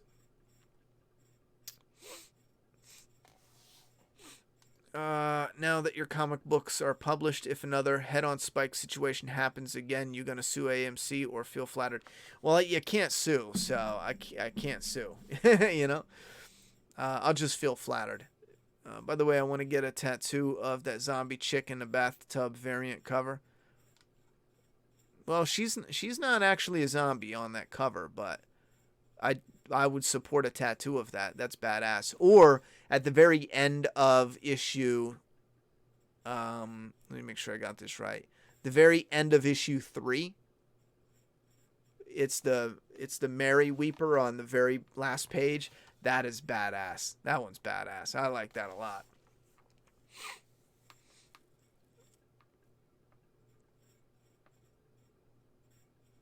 Someone say, "Hey Ron, how are you?" Oh, I'm hanging in there.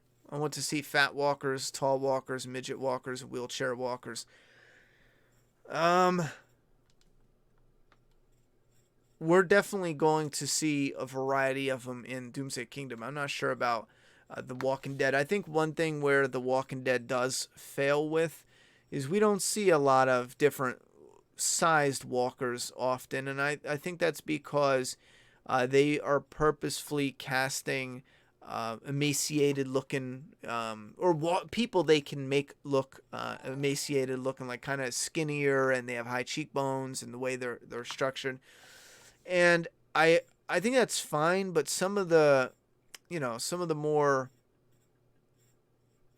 fatter people, even as a rotted walker, they're gonna look like, thick. You know what I mean? So I do have a plan with Doomsday Kingdom, again, because it's the fan in me saying I don't have this, so I would like to see this in that. So there is plans to see a lot of those in Doomsday Kingdom in a comic form. Do you think a Red Dead Redemption TV show could work? If so, would you watch it? I think it could work. I wouldn't be interested in it. I think it's a game because of how immersive. It's a great game because of how immersive it is. As far as being a show, you already saw it when you played the game. You know what I mean? I don't know. And for me, that wouldn't be one that I'd be into all over again. I'd have to say that's a no for me.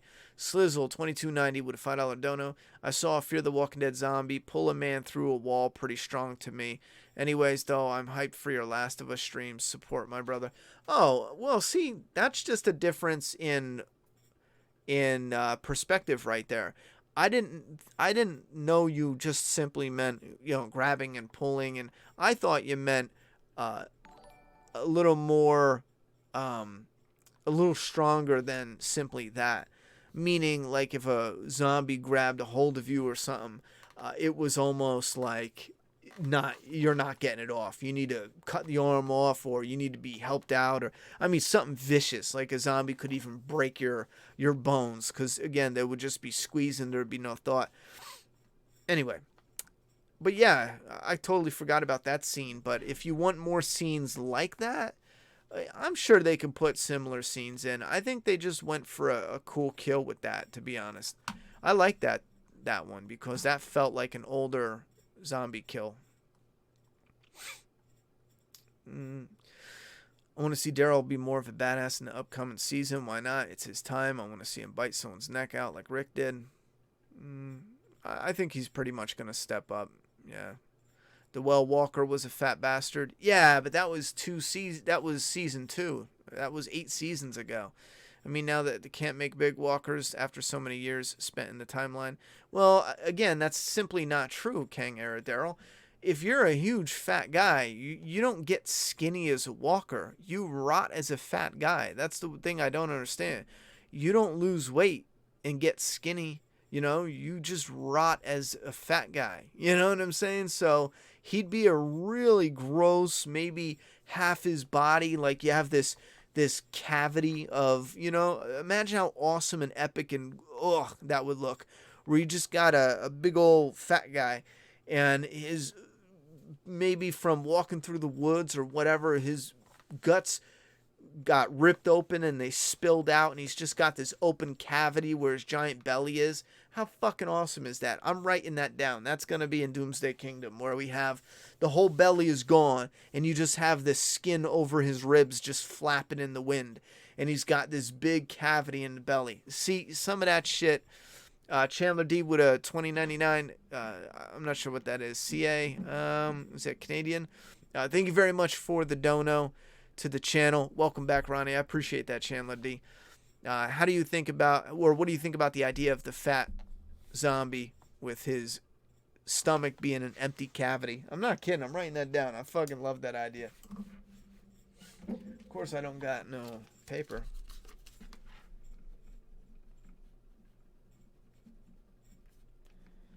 Belly empty cavity. Cavity. I like that idea. I like that idea a lot. Anyway, we have Brightburn is another one I watched, and I liked Brightburn. I didn't love it. I think there was definitely some issues with it. There was a moment I thought it was going to get too predictable, and I was actually happy that it didn't go in that direction. And that moment was, well, I don't want to put spoilers out there, but that moment was, this kid is like Superman, right? And he gets injured. The movie's version of Kryptonite. And I immediately was thinking, oh, great, that's how they're going to kill him. It's going to come to a sole survivor. And they took a different spin on that angle that I also thought, would they go that way? And then I was like, oh, it's a toss-up. Once it ends, I was like, oh my God, that was so obvious. But for me, I was kind of hoping it would, we might get some kind of different twist on it. But I actually liked Brightburn. I like this a lot. It's not what I thought it was going to be when I first saw the trailer. My expectations was for something more in depth with why he does what he does and more about where he came from. It's real superficial, and it has some serious awesome gore moments. I mean, really epic. This guy's face literally just falls off. It is freaking epic. But I enjoyed Brightburn. I don't think it's high on my list for downright amazing, but I liked it. It would be something I could probably cop on Blu-ray and maybe watch, every few years. Check it out, throw it in. So yeah, that's Brightburn. If you guys haven't seen that, what are we at? Hour and 30 minutes. I'm not sure. I might test this out, but I might take the stream down, and I might try to test out taking the streams down and putting them up on a map branded channel. I'm gonna look into that. If I do that, though, I'm gonna put something in the on the channel and some type of announcement. That way you guys can see all the live streams, and they don't eat up the algorithm on this channel, because the algorithm is just shot, Watch Let the Corpses Tan on Amazon Prime, full future cult classic. Let the Corpses Tan, is that what you said? I got Amazon Prime now because I had it for the boys, a free trial.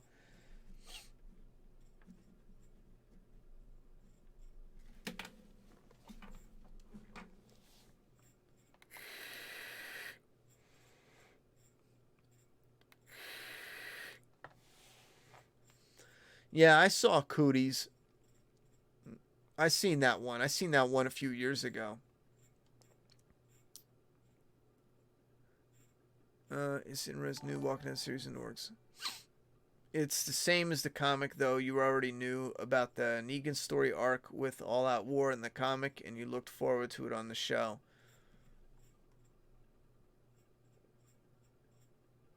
It's the same as a comic, though. You already knew about the... Oh, yeah. I mean, you could... Yeah. If that's how you want to see it, Chris, I just disagree with you. me reading a Walking Dead comic and me watching a video game and then like even with The Last of Us, as much as I love The Last of Us, I don't want them to remake it exactly into a movie. I think it wouldn't be as good. I think it would fail, you know? I just don't want to rewatch them. You know why? Because I can actually interactively play it. I'm sorry, with Red Dead Redemption, I don't want to watch something I already watched, you know? Maybe if there was a newer story to it or something. But again, that's just me. I wouldn't check it out, Chris. No. If it was like a Red Dead comic book that got turned into a show, and I was like, holy shit, that was a good comic. Yeah, I would watch it. Just like The Boys. There's just something different with looking at pictures and then watching it come to life with the voice and the charisma of the actors and the effects and the explosions. But if you're watching it in the game, that's super realistic. For me, it's like you're just remaking something that is already almost a movie anyway, you know? I've never seen a zombie that got fat from eating others than the one that ate Lori. I always thought they ate like Cookie Monster, laugh out loud. That was just a cop out because they really did something stupid. And they tried to give her it was just dumb. They tried to give her a respectful death, which to me, something happened. I bet you any money she got really pissed off because I don't think she was supposed to die just then. She got really pissed off and she just walked off set. I'll be honest. I think that's what happened because there was no reason for it to look so stupid after her death. And it was really dumb. And I thought her death was real powerful when I watched it the first time. But afterwards, the body being missing, I mean, bones and all, like, how fucking stupid do you think we are? I mean, I hate when Hollywood does that. Oh, they're idiots. Don't worry about it. You know what I mean? Trevor with a $10 dono. Hey, Ronnie. Sorry I just got to the stream. Great to see you back, man. Hope the move went well. It was torture. But thank you very much for the dono. Again, on the Ronnie Hayes channel, I'm going to be uploading videos covering the move and stuff. Just some stuff we recorded while we moved, if you're interested in that. Also, zombies are always replenishing. There could be a fat guy that became a walker a week ago. Well, that's another thing. If we did see a more fresh, I believe I did mention that, when we see a more fresh zombie, it looks even better when they're fat, and it shows that they're a bit fresh. So, actors who play Jon Snow, Robb Stark, and Connie from The Walking Dead will be in a new Marvel movie's Eternals. Yeah, I heard something about that. Do you think Rick's bite scene is the most graphic of The Walking Dead over Noah? No, I don't. Here's the tricky part. I don't think the bite to the neck death scene is that graphic. I'll be honest with you. I thought it was just Sesame Street hour. Fucking awesome. But for it being graphic, for me, it didn't do... it wasn't like, ooh, you know? I respect that it's definitely brutal, you know, when you think about it happening to the people and for real, and... As far as it being up there with graphic, I don't think it comes anywhere close to like Noah's death, even Glenn's death. Again, because we see parts of it, but we don't see like with Noah. You see his skin just get torn right off his face. I mean, that's graphic. Good old Prime 1 Predator in thumbnail, Ronnie. Yeah, yo, that Prime 1 Predator. Oh, my God. Oh, look at this. Oh, my God. Oh, my God. I was talking to someone in the Map family about this today. They put it on pre-order, and I was telling them if I could sell half my collection worth of shit to put down on this, I would. This doesn't sell for like a year and a few months yet. But I bet you any money I still have shit lingering around from dumpster diving. I got that print. I found a friggin' $2,000 photography print. You guys can look it up. It's the dog wearing boots or whatever by William Wegman or some shit. And it's signed by him. There was only like 100 of them made, or 150 of them, or 88, some weird shit like that. And I looked it up, and there was some that went up for auction for a few $1,000s. There was one that was like $3,000. and this one is in mint condition. They bought it and never opened it. I could sell that and then put that shit down, you know? All it's doing is sitting in my house, and I just can't find a buyer for it. You know what I'm saying? Anyhow. But if I can sell that painting, I'm putting that money down on this Predator. I probably won't. I said that about the other Predator. That was fucking amazing. I think that one's coming out in a few months, and like I'm not buying it. It's just too much money. The red one, oh my god, it's sexy, but it's too much money. It's like $1,700, and it's only his face. And the reason why it's that much is because some famous artist did the design or something. I'm done talking about Red Dead after this question, but I was just wondering, did you ever beat Red Dead 2? And if you did, what did you think of the story? I didn't beat it though. I did watch my friend play some of the story with so and so getting sick. I know a good amount of the story. This is hard because people love Red Dead Redemption. It didn't do much for me. I liked it. I like Western stuff. I do enjoy the story. I just felt like there was a lot of in-between stuff that I just did not care for. And that has to do with the blend between game and the realism. I lean more towards game than realism when it comes to certain aspects. But in the same strength, I still see why people absolutely love it. If I were, I still see why people are just nuts over that game. I see it. I'm not blind to that fact. I don't think it's absolutely terrible. There was just some stuff about it that dragged for me. Hey, Ronnie, about movies that are so bad they're good. Any titles from the top of your head at the moment? Well, here's the problem. I am not a fan of movies that are so bad they're good. I like hearing other people's thoughts and opinions about them, but if a movie's bad, I will not watch it. I will absolutely not watch it. There's been a rare occasion where I will watch some or all just because it's monumentously bad, but that might be like once every 3 years. It's a rare thing for me. I'm not really into this so bad it's good. I wouldn't even be able to think of any off the top of my head. Ronnie, I know you're not biggest Dying Light fan, but Dying Light 2 trailer looks amazing. Well, if second one is good, I'll try it. I don't have to like the first one to try it, but I just hope it's good.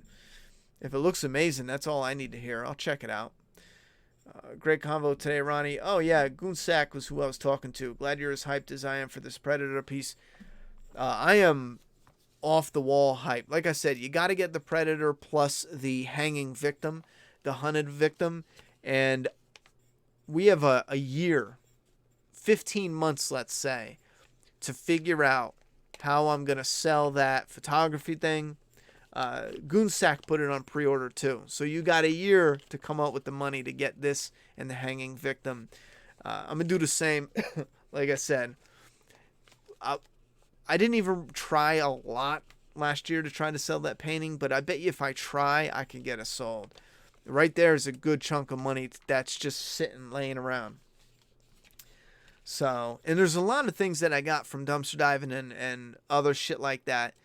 I would never sell any gifts, but there's a lot of things that I have got that I picked up myself to review on the channel that I would just like to part ways with. Over time, there's been some, like I said, McFarlane Toys. There's a handful of stuff from McFarlane Toys that, they didn't really do anything with the lines. So it's like, why bother? If you're only going to make a few figures, why am I even, like Stranger Things, for example? I mean, my daughter thought it'd be great to have like a little Stranger Things section, but what's the point? Then again, I might as well keep them because I found them all on clearance anyway, So, Q&A, is there a Predator game that can satisfy your needs? Not out right now. Nothing's out right now.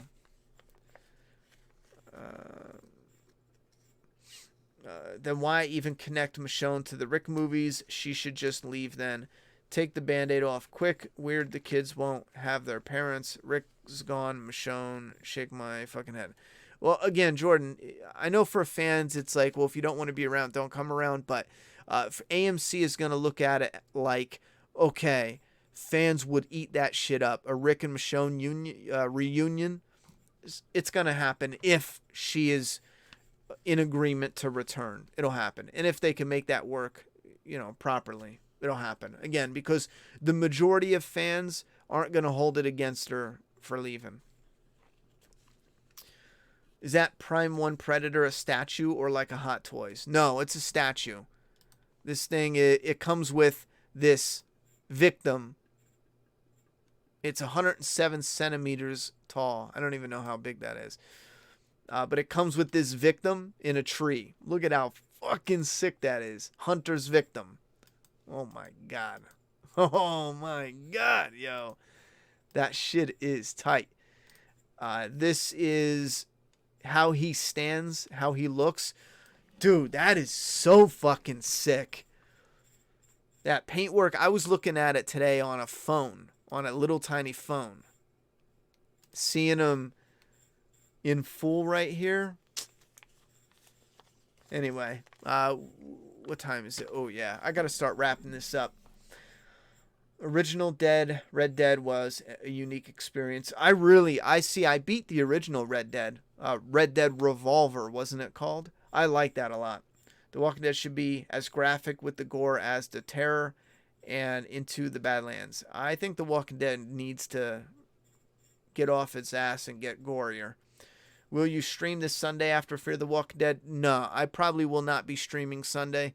Well, wait a minute. I might, because my daughter doesn't have school on Monday. It's Labor Day. There's a chance I might stream. We're going to be streaming this. Again, this is tricky.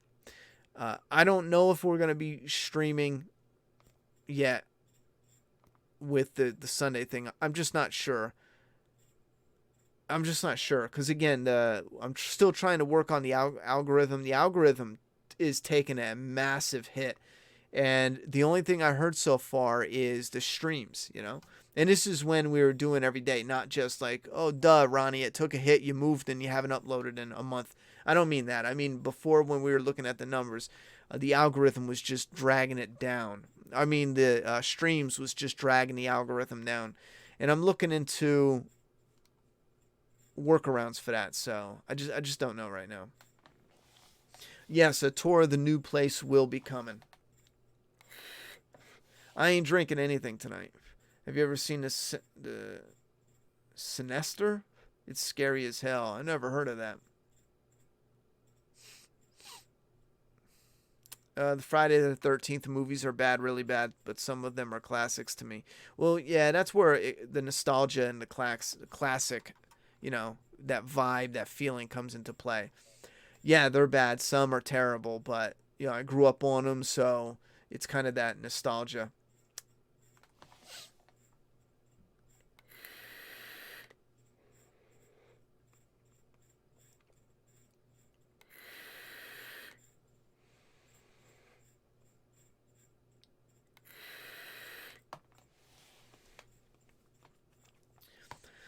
What season of The Walking Dead was I most excited about, and will you ever be as excited ever again, considered how the show's turning out? The most excited I was probably season 5. I think the ending of season 4 going into season 5 was probably my biggest moment of excitement. That was still something totally different. I mean, that was still just totally different. I mean, I remember just thinking about getting to the hunters and the saviors and all this other shit, and it just had a different feel and vibe to it. And Rick was just coming around being the badass that we always knew he would turn into, and but in an epic way. It was the loss of Herschel and the group splitting up. I don't know. There was just something about that.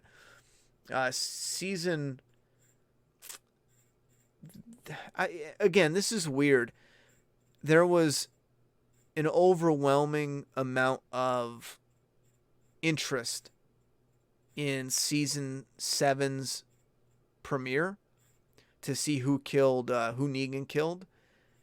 But the problem was, it wasn't a fun excitement. It wasn't an enjoyable excitement. And that's one of the biggest reasons why I said I disagreed with their decision to do that cliffhanger. And just because you leave people on a, oh shit, what is coming up next moment, doesn't mean they're going to enjoy that. The big moments work best when it grips them in that way, but they enjoy it and they like it. Teasing them and then saying, oh, you got to wait for it, isn't something people like, you know? And again, it's not just about all cliffhangers tease you. No, they don't all do it like that. And I constantly bring up examples of cliffhangers that just wow you. I bring up that Lost example, one of the greatest, endings of a season ever in life, if you're not watching it in the moment, you're not going to get that same vibe.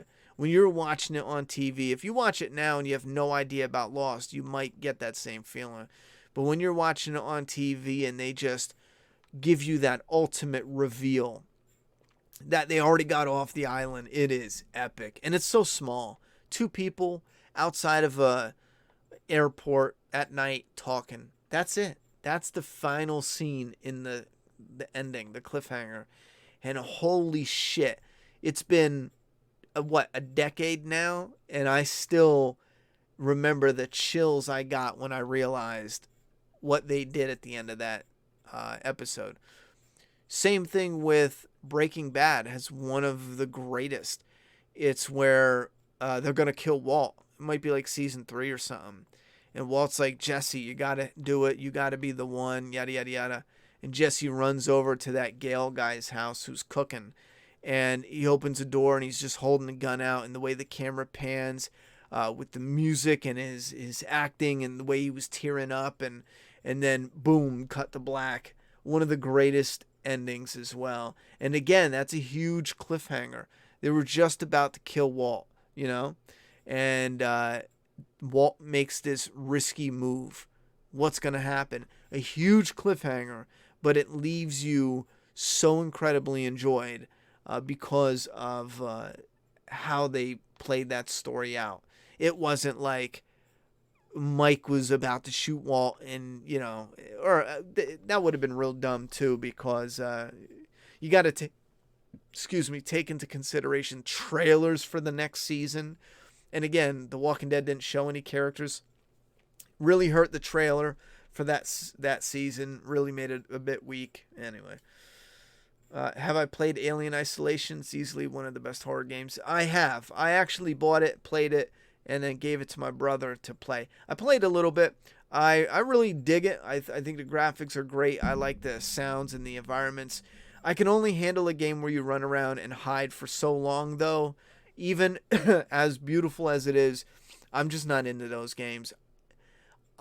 Those games for me would be better if they did that, and then they let you get hands-on and do something. Slizzle, whatever you do, always support. With a $4 dono. Thank you very much for the support and the support all night for the stream. I appreciate that. Let's answer the final few questions, and we'll get out of here. I think we talked about pretty much everything. Brightburn, The Boys, this freaking gorgeous epic Predator statue. If you guys got the money, if you are into the Predator, check this out. Prime One. They're not paying me to say it. They ain't giving me shit to say it. One fan to another. It just opened up on the market for pre-order. It is very expensive, but it is huge. It is detailed. It is so gorgeous. You get different heads. You get the base. You get a hanging body and a tree if you buy the whole box. But like I said, if you're a fan and you got the money, just check it out. Let us know what you think. I've got a NECA Dutch, but no Predator. I've got to get one. Oh, Ian, get one for sure. Go on and buy the classic Predator if you want. He goes perfect with the Dutch. Buy Sinister. It's a good horror movie. It's about a pagan demon that pressures children into killing their whole family. Are you talking about Sinister? I watched that. That's with Ethan Hawke.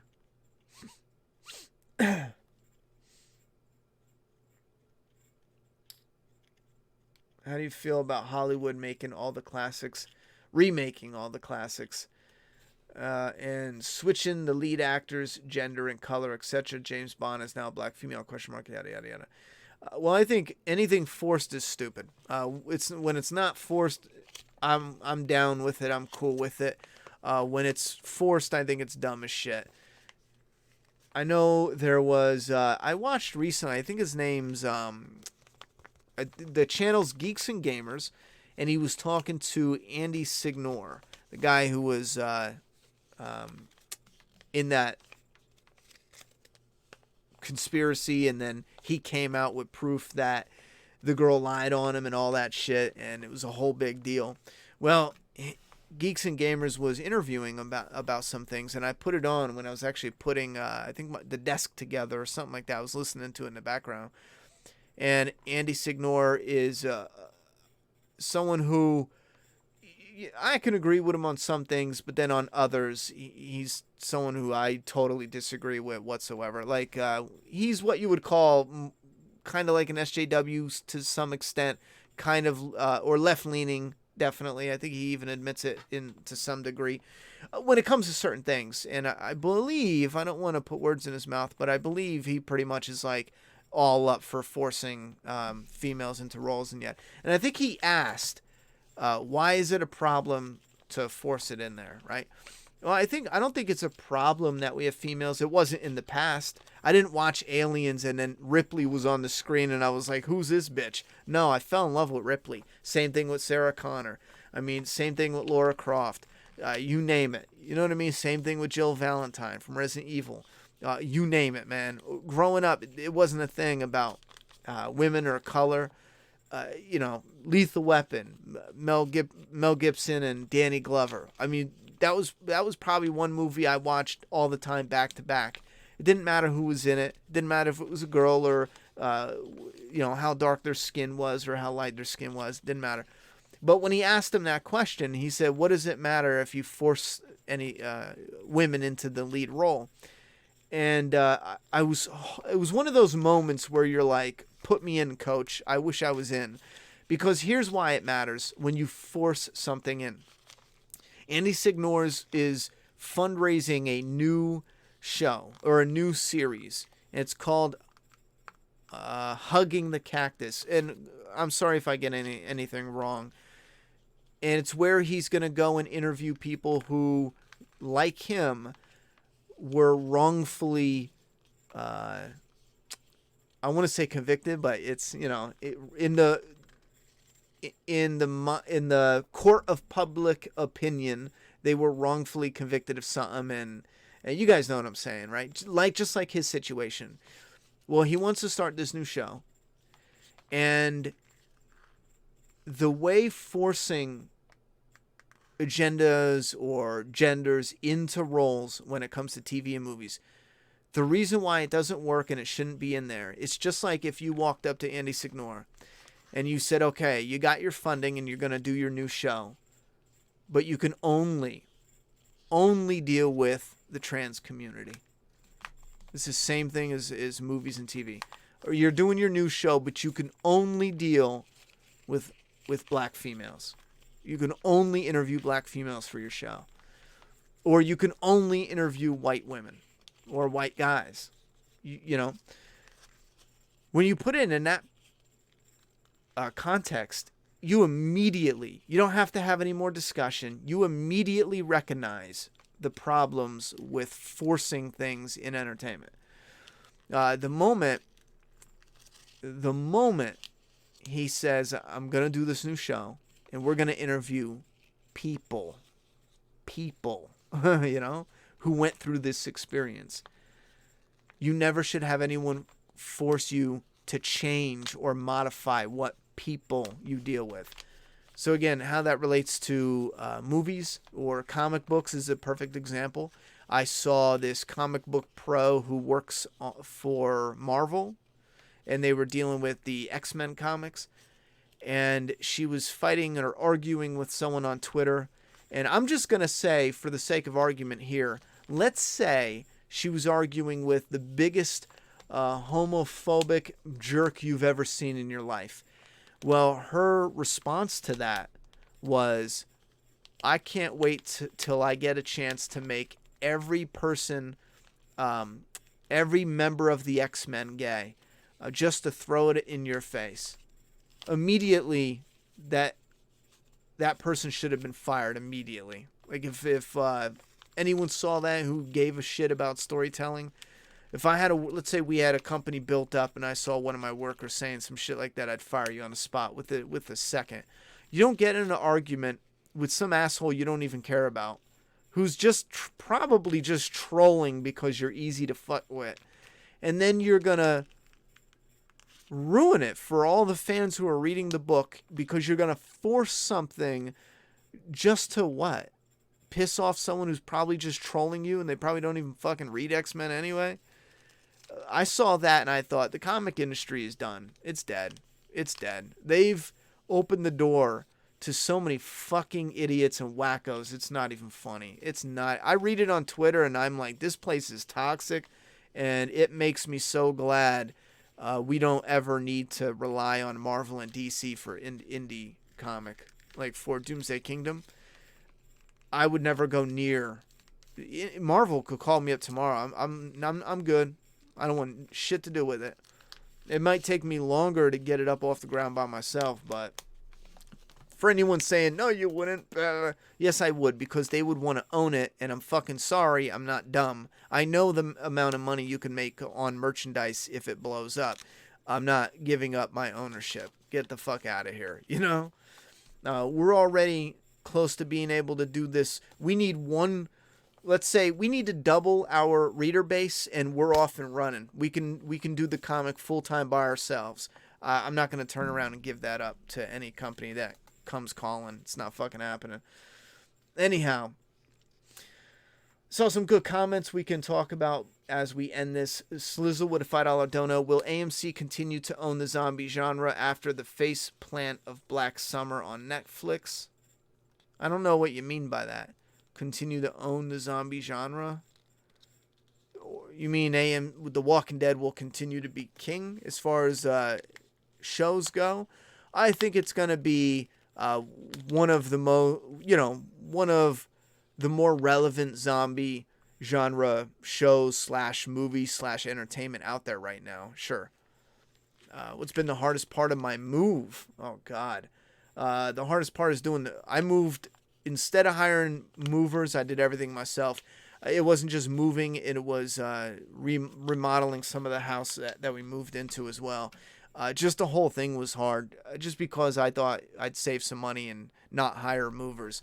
And it almost killed me, man. It's like 100 degrees out, and I'm going up to third floor carrying shit. And then I did try to get help, and I wasn't able to carry all the heavy stuff out in one go. So the next day I did it all myself, and I had to, pick up huge ass, heavy ass shit that needed 2 people, and I had to carry them down 3 flights of stairs all by myself. So it was the physical stuff that showed me I'm also out of shape too, Anyhow.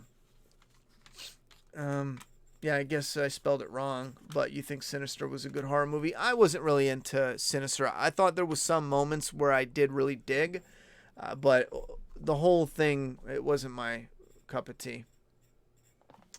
You going to cover the GOT prequel? I might check it out if the trailer's good.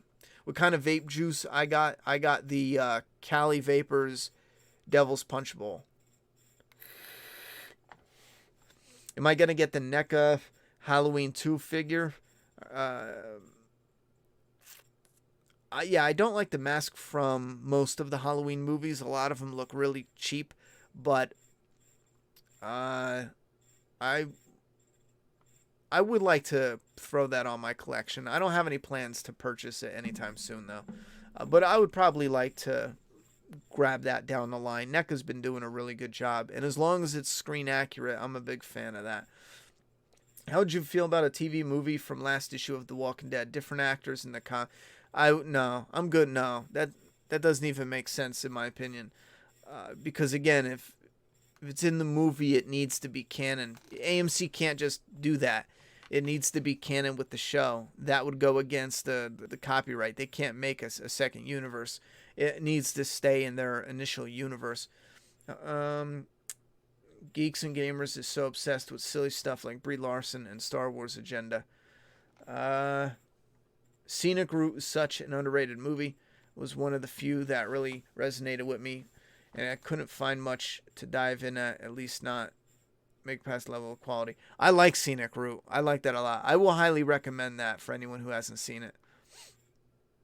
Oh, that's another show I watched recently I forgot to talk about. Barry on HBO was really good. I already did that one. Star Wars does suck now, though. Yeah, I think Star Wars is fucking trash now. Is absolutely, utterly trash.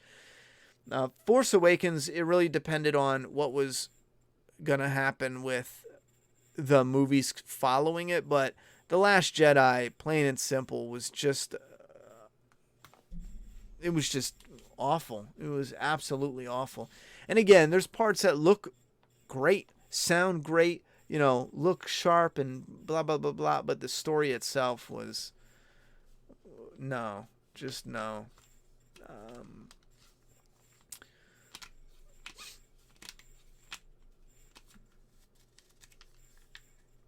You cut your hair again? No, I did not. I'm just wearing a hat.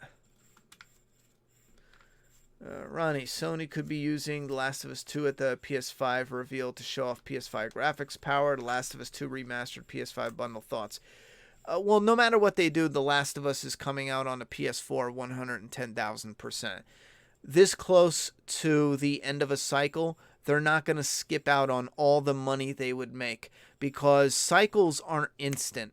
The majority of people don't actually buy the new cycle. It's too expensive. I've never bought in a new system right away. Never. I've always bought in it a year or 2 years after. Sometimes longer than that.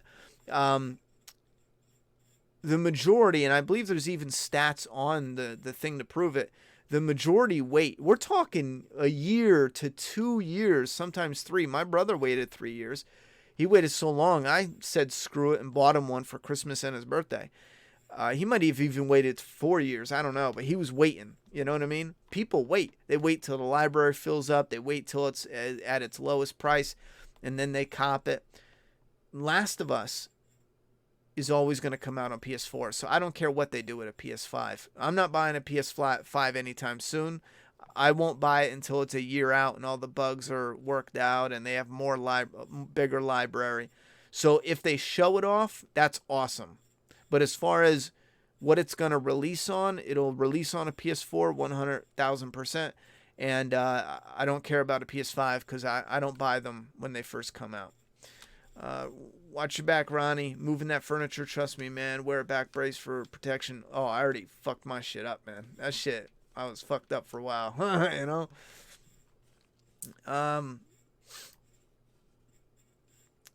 Chris Rambo said, "Don't you think Endgame was so corny and dumb?" No, I don't think it was so corny and dumb. There was parts that were really dumb, like the girl lineup that was so fucking stupid and unnecessary. Or it could have just been simply done in a better way. Instead of just panning to all the females standing there doing fucking nothing. They could have panned to one that was in mid-fight or just whooping someone's ass and made it a little more organic and said, I don't know. The way they did it was so stupid. It was clearly like, here, we're going to do the least amount of effort because we actually don't care about this, but we just want to put it in there so all the fans can go nuts.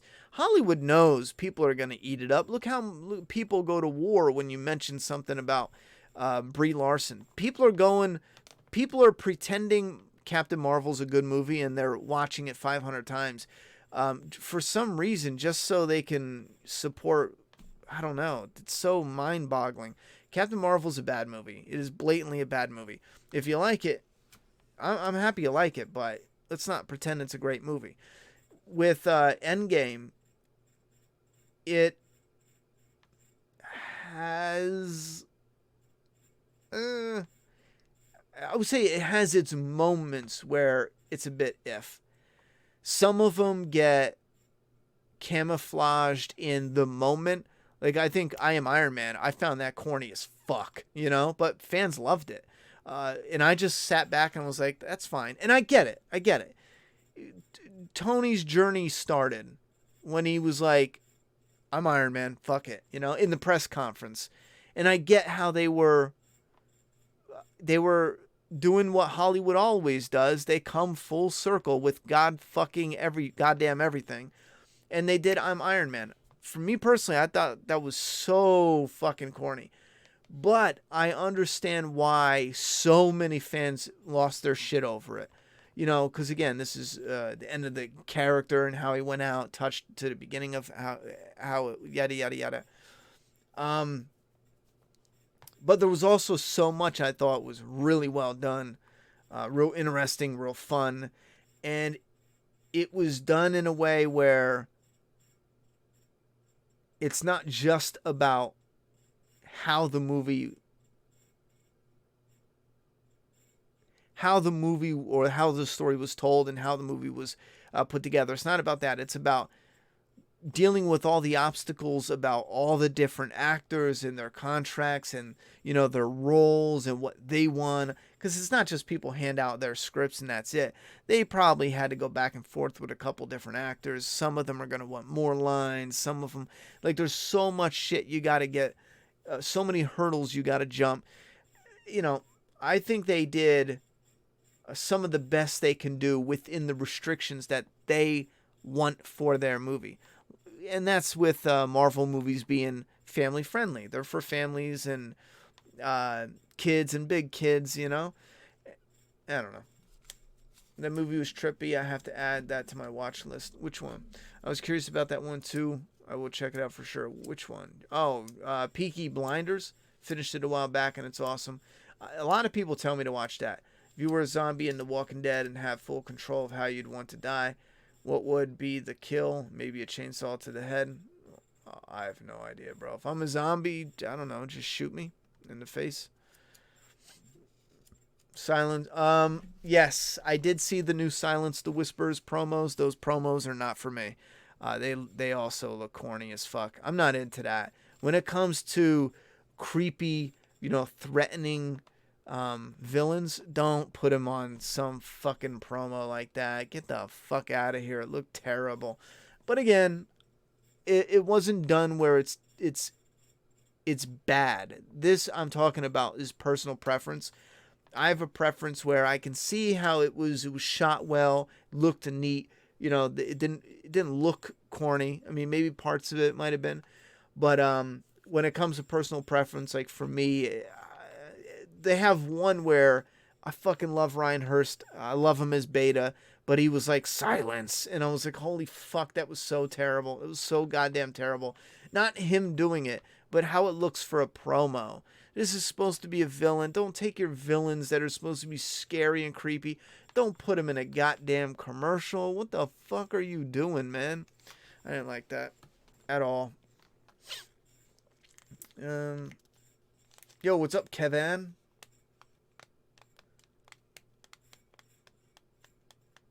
Yeah, you're going to see the new place.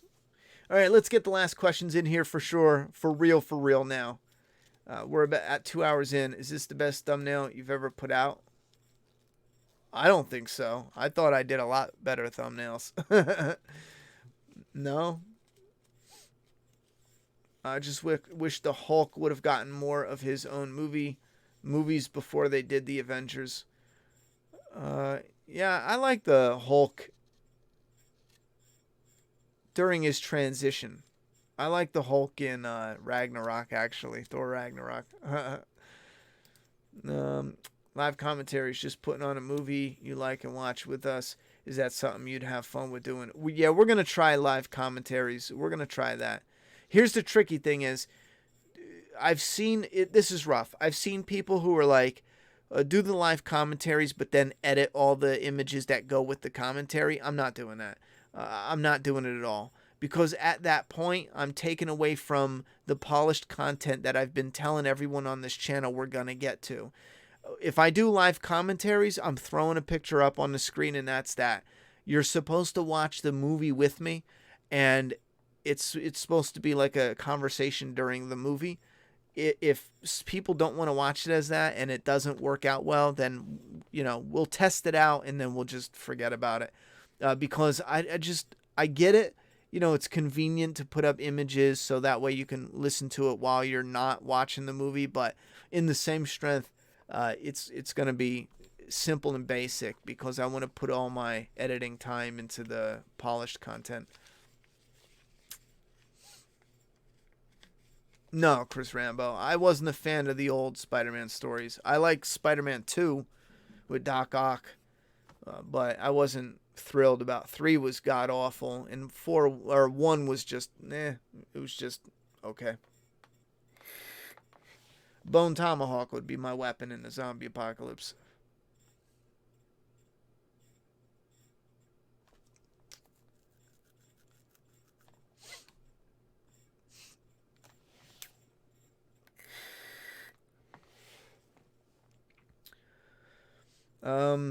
Tom said he didn't even curse. I don't know what you're saying. I don't know what you mean by that, buddy. When's the new season of Peaky Blinders? I saw a commercial for that, so I think it's coming out soon. Hateful Eight was dope. I thought Hateful Eight was alright. Do you see a future where DC is at the same level with Marvel movie-wise? Joker looks promising. Yeah, there definitely could be because Marvel isn't going to be king forever. They are bound to make some bad decisions. Just because they started off strong doesn't mean they're going to stay there. Having the Marvel brand doesn't mean it's going to be great from here on out no matter what. It matters on the creative minds behind it and what they're doing moving forward. From the looks of it, I don't know how the fuck they're going to pull off this next phase. It looks terrible. If it did slump and DC got their head out of their ass, they're sitting on a gold mine. I don't know what they're doing. I know what they're doing. We all know what they're doing. They wanted a waterfall of riches to come pouring in without putting any effort in to walking towards the waterfall. They were just like, bruh, there's a waterfall of money. I want it. And then they just belly flopped into the mud right in front of them. And then everyone else is like, bro, the waterfall is like 100 feet away. Why didn't you walk your lazy ass over there and get all those riches, and bitches, you whore.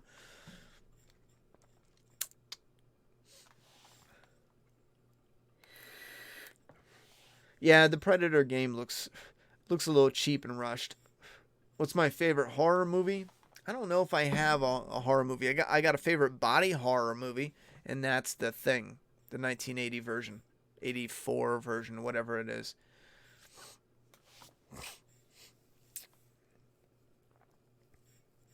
Let us know what's the week movie beforehand, and yeah, I'll let you guys know a week beforehand. Do you see a creative process where Hollywood stops doing remakes? No, never. Hollywood was in this, and you can actually go and look at the history and the stage. Hollywood was in Hollywood did remakes all the time, ever since the past. The reason you don't realize it is because a lot of the remakes was way before your time. The reason we're being overloaded and inundated with remakes right now is because a lot of the remakes are from our childhood of when we were growing up and a little bit before we were growing up. And that's why it feels like they were remaking everything we know. But Hollywood's been remaking shit since we were kids, since before we were born. That's just what they do. Why? Because it's where the easiest money is. It's in remaking shit. There's already built-in fan base there. There's already a script. There's already work's already done when you're doing remakes, as opposed to starting completely fresh with a new IP, a new story, new script, new everything. So it got to a point where in the 80s and 90s, yeah, we had a bunch of remakes. Let's say 70s and 80s, we had a bunch of remakes. We did. The Thing was a remake. The Crazies was a remake. We had the remakes. However, it was new technology, new ways to make movies, new practical effects. It was so much shit popping off that creativity flooded Hollywood, just flooded it. People were finding these new things because other shit was popping off and blowing up. People were making stuff that were similar but kind of different, you know what I'm saying? And it was the genres, not the franchises. It was the genres that took hold. Hollywood was like, okay, we need movies in this genre. We need the sci-fi horror. We need horror, more horror, get that pumped out. Slasher. They were picking these genre movies, and genres is what used to be the old franchise. Again, Hollywood was taking the built-in fan base for the genre and running with it. And then, I'm looking over here. I forgot my camera's up here.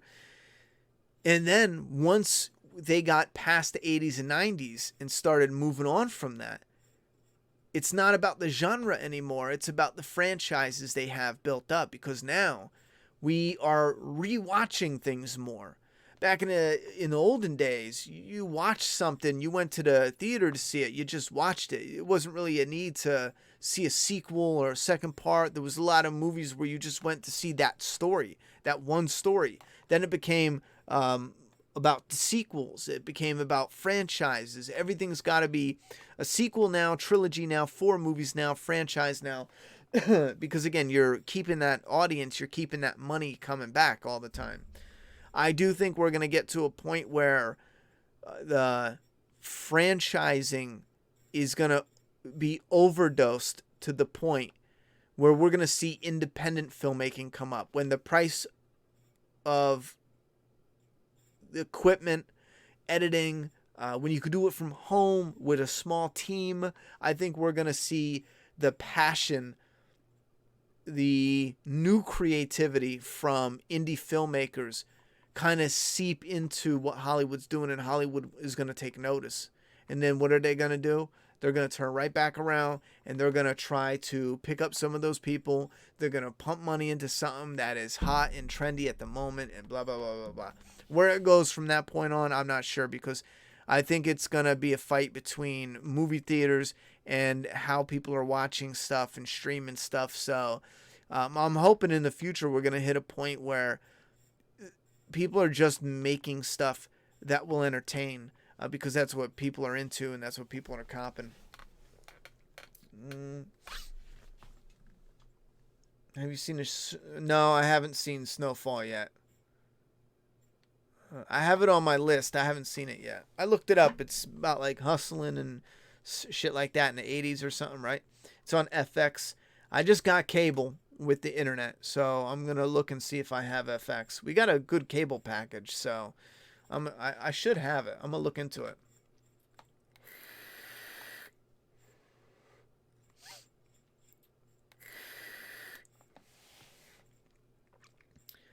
Do I like the old Pet Sematary movie? I like parts of it. The nostalgic parts I liked as a kid. It's dated, and if it wasn't for this nostalgia, I probably wouldn't like it.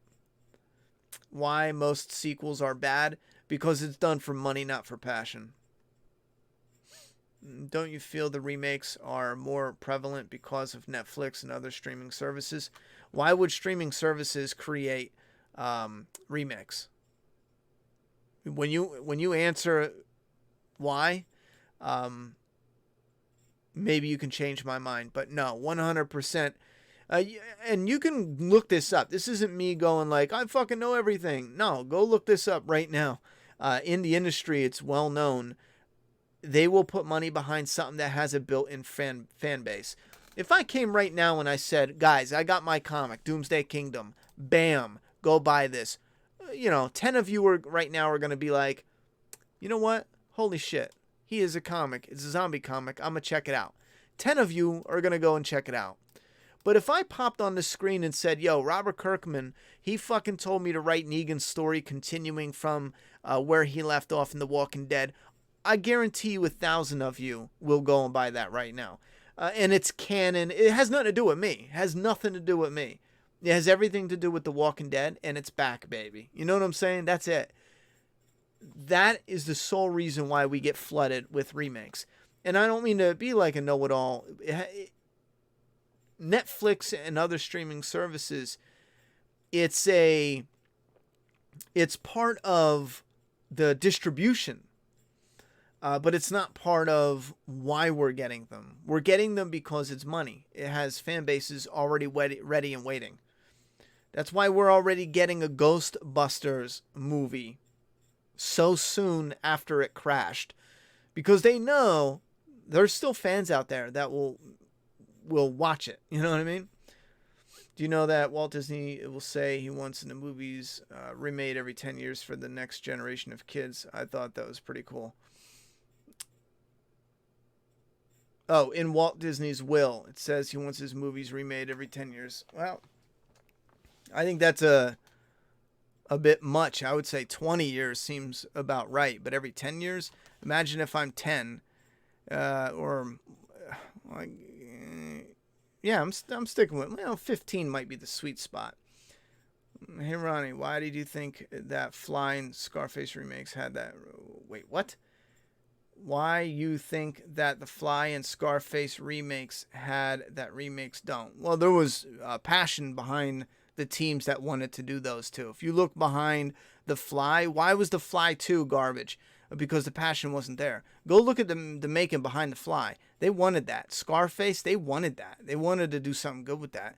Al Pacino wanted to do something good with that. Again, it's missing that passion.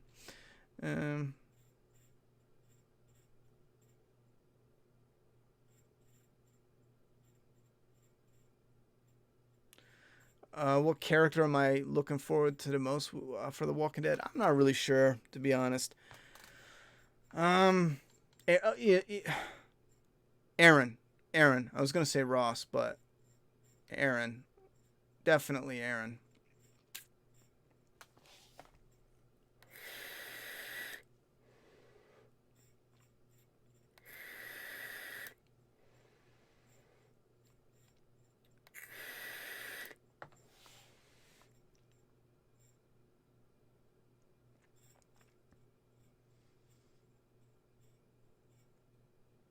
All right, final question here. We'll take this because I gotta go to bed. I'm exhausted. I forgot I changed my schedule around. I've been waking up 5 o'clock every morning and going to bed at 11:30 midnight. So my body's like, I want to go to sleep. Someone said, "Did you know that they're making a Saints Row movie?" I had no clue, and I have no clue why they would want to do that. Isn't that a video game? I wasn't into that video game either. I played that a little bit and dropped it. But yeah, thank you guys for coming out and, testing out the channel. The internet, when it's plugged in with the wire right now, has a solid connection, so we shouldn't have any problems. Gaming coming up, I'm going to have a little bit of problem for online games because my PlayStation doesn't connect with the Wi-Fi. The Wi-Fi is too far away. I'm going to get one of those hubs that you guys are talking about. I thought it was called a Switch. The one I looked up was called a Switch. It's where you get the box and then you can plug the internet wire into the box, and from that box you can plug your PlayStation into it, you can plug your computer into it, and everything is hardwired. So because I can't do Wi-Fi, there's just, the signal's just too weak. I have an extender, but the problem is the way this building was made, there's 2 floors instead of having just one. So it was a building that was put on top of a building. So anyway, yeah, thank you guys for coming out, and thank you very much for Chris and all the others. I think they bounced a little while ago that joined the Map Mob. Those are the Map memberships on the channel memberships. I should learn their official names, but it's the channel memberships. We can do membership only posts in the community channel right now, and I believe you guys get select emotes, exclusive emotes, as well as the exclusive channel membership live stream that's at the end of every month. But we'll talk about that a little more coming up. Use your cell phone hotspot. Does that work for gaming? I mean, I'd rather just buy the little box to plug right in. Oh, wait a minute. How am I going to use... I'll be honest, I don't know how to use a hotspot.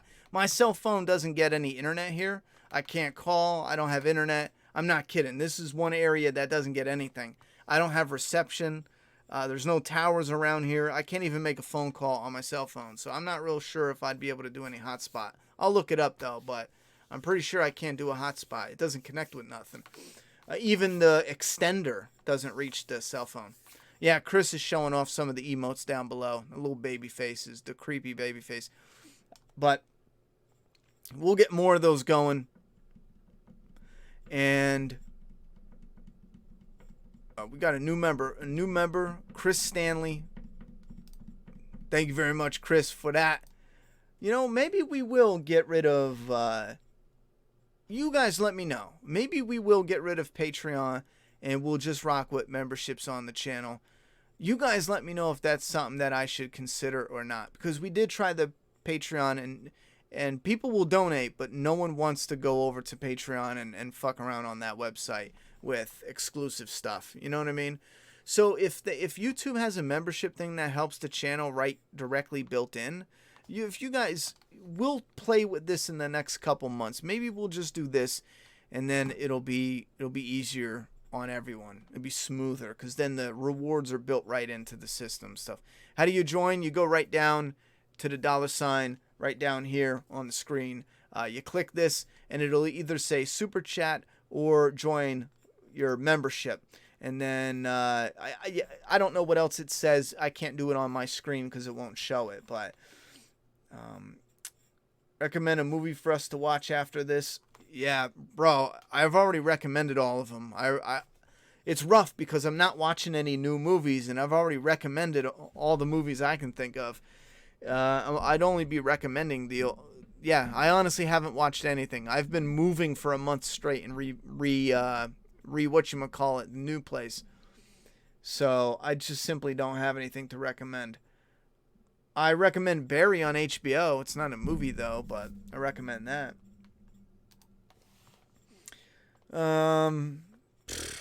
Brightburn is the only thing I watched recently. Brightburn, Barry, The Boys.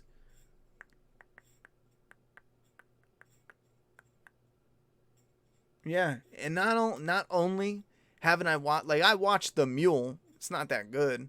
You know, it's good for parts of it. Clint Eastwood, he's got a funny character, but I appreciate that Tom himself. I appreciate that homie. But yeah, sadly, I just don't have anything to recommend. I'm going to make a recommend list.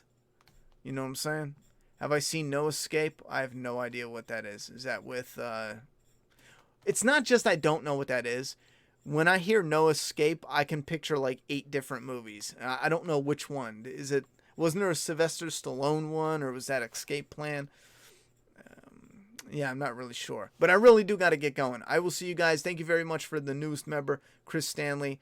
The other Chris Taus as well. Who else we have right here? Yeah, Chris and Chris. Thank you guys for the memberships. And I'll see you guys. Maybe this Sunday we'll do a quick little stream. Maybe. I got to see how things go. But put your thoughts and opinions down below. You know what? We will do one because this whole freaking stream, I didn't even talk about the Speak Your Geek. That's supposed to be something that we're going to be working on. It's going to be a blend of the Let's Talk, kind of what we were doing before. The ending of the videos will be, Speak Your Geek. You give me your thoughts and opinions. I'm done talking. It's your turn. So it's kind of like the blend with the Let's Talk. But I'm also trying to build up some equipment and maybe a cameraman. And we're going to go out and speak with people in the real world. And again, it's going to be Speak Your Geek. We're going to make up some t-shirts. And this is a plan in a few months down the line when we get the polished content rolling and we're up and running with what we said we would be doing. And then I think that'd be fun to have the Speak Your Geek where we're talking about all the pop culture and movies and shows and shit like that, video games. And then when we get the opportunity to go out on the road, I don't need to make a whole new series to talk with real life random people out either at cons or movie theaters, wherever we can go where there's something. I don't know, whatever pops up. This way we can put it under the umbrella of the one thing, and we don't have to make a whole new show for it because it's going to be real random. When we get started, it'll be real random. Maybe if it catches on, maybe we can do like a Speak Your Geek every week. Hey, look at that. Speak Your Geek every week, you know? And then we can find some place to go out and talk with people, you know? So, uh, what did you think about Brightburn? I liked it. I liked it. It wasn't what I expected at first, but I did like it. Cheerleader camp, I'll check that out. It better have a lot of titties, though. All right, guys. Have a good night, guys and gals. I'll see you this Sunday for a little bit. Good night. Where's my cloth?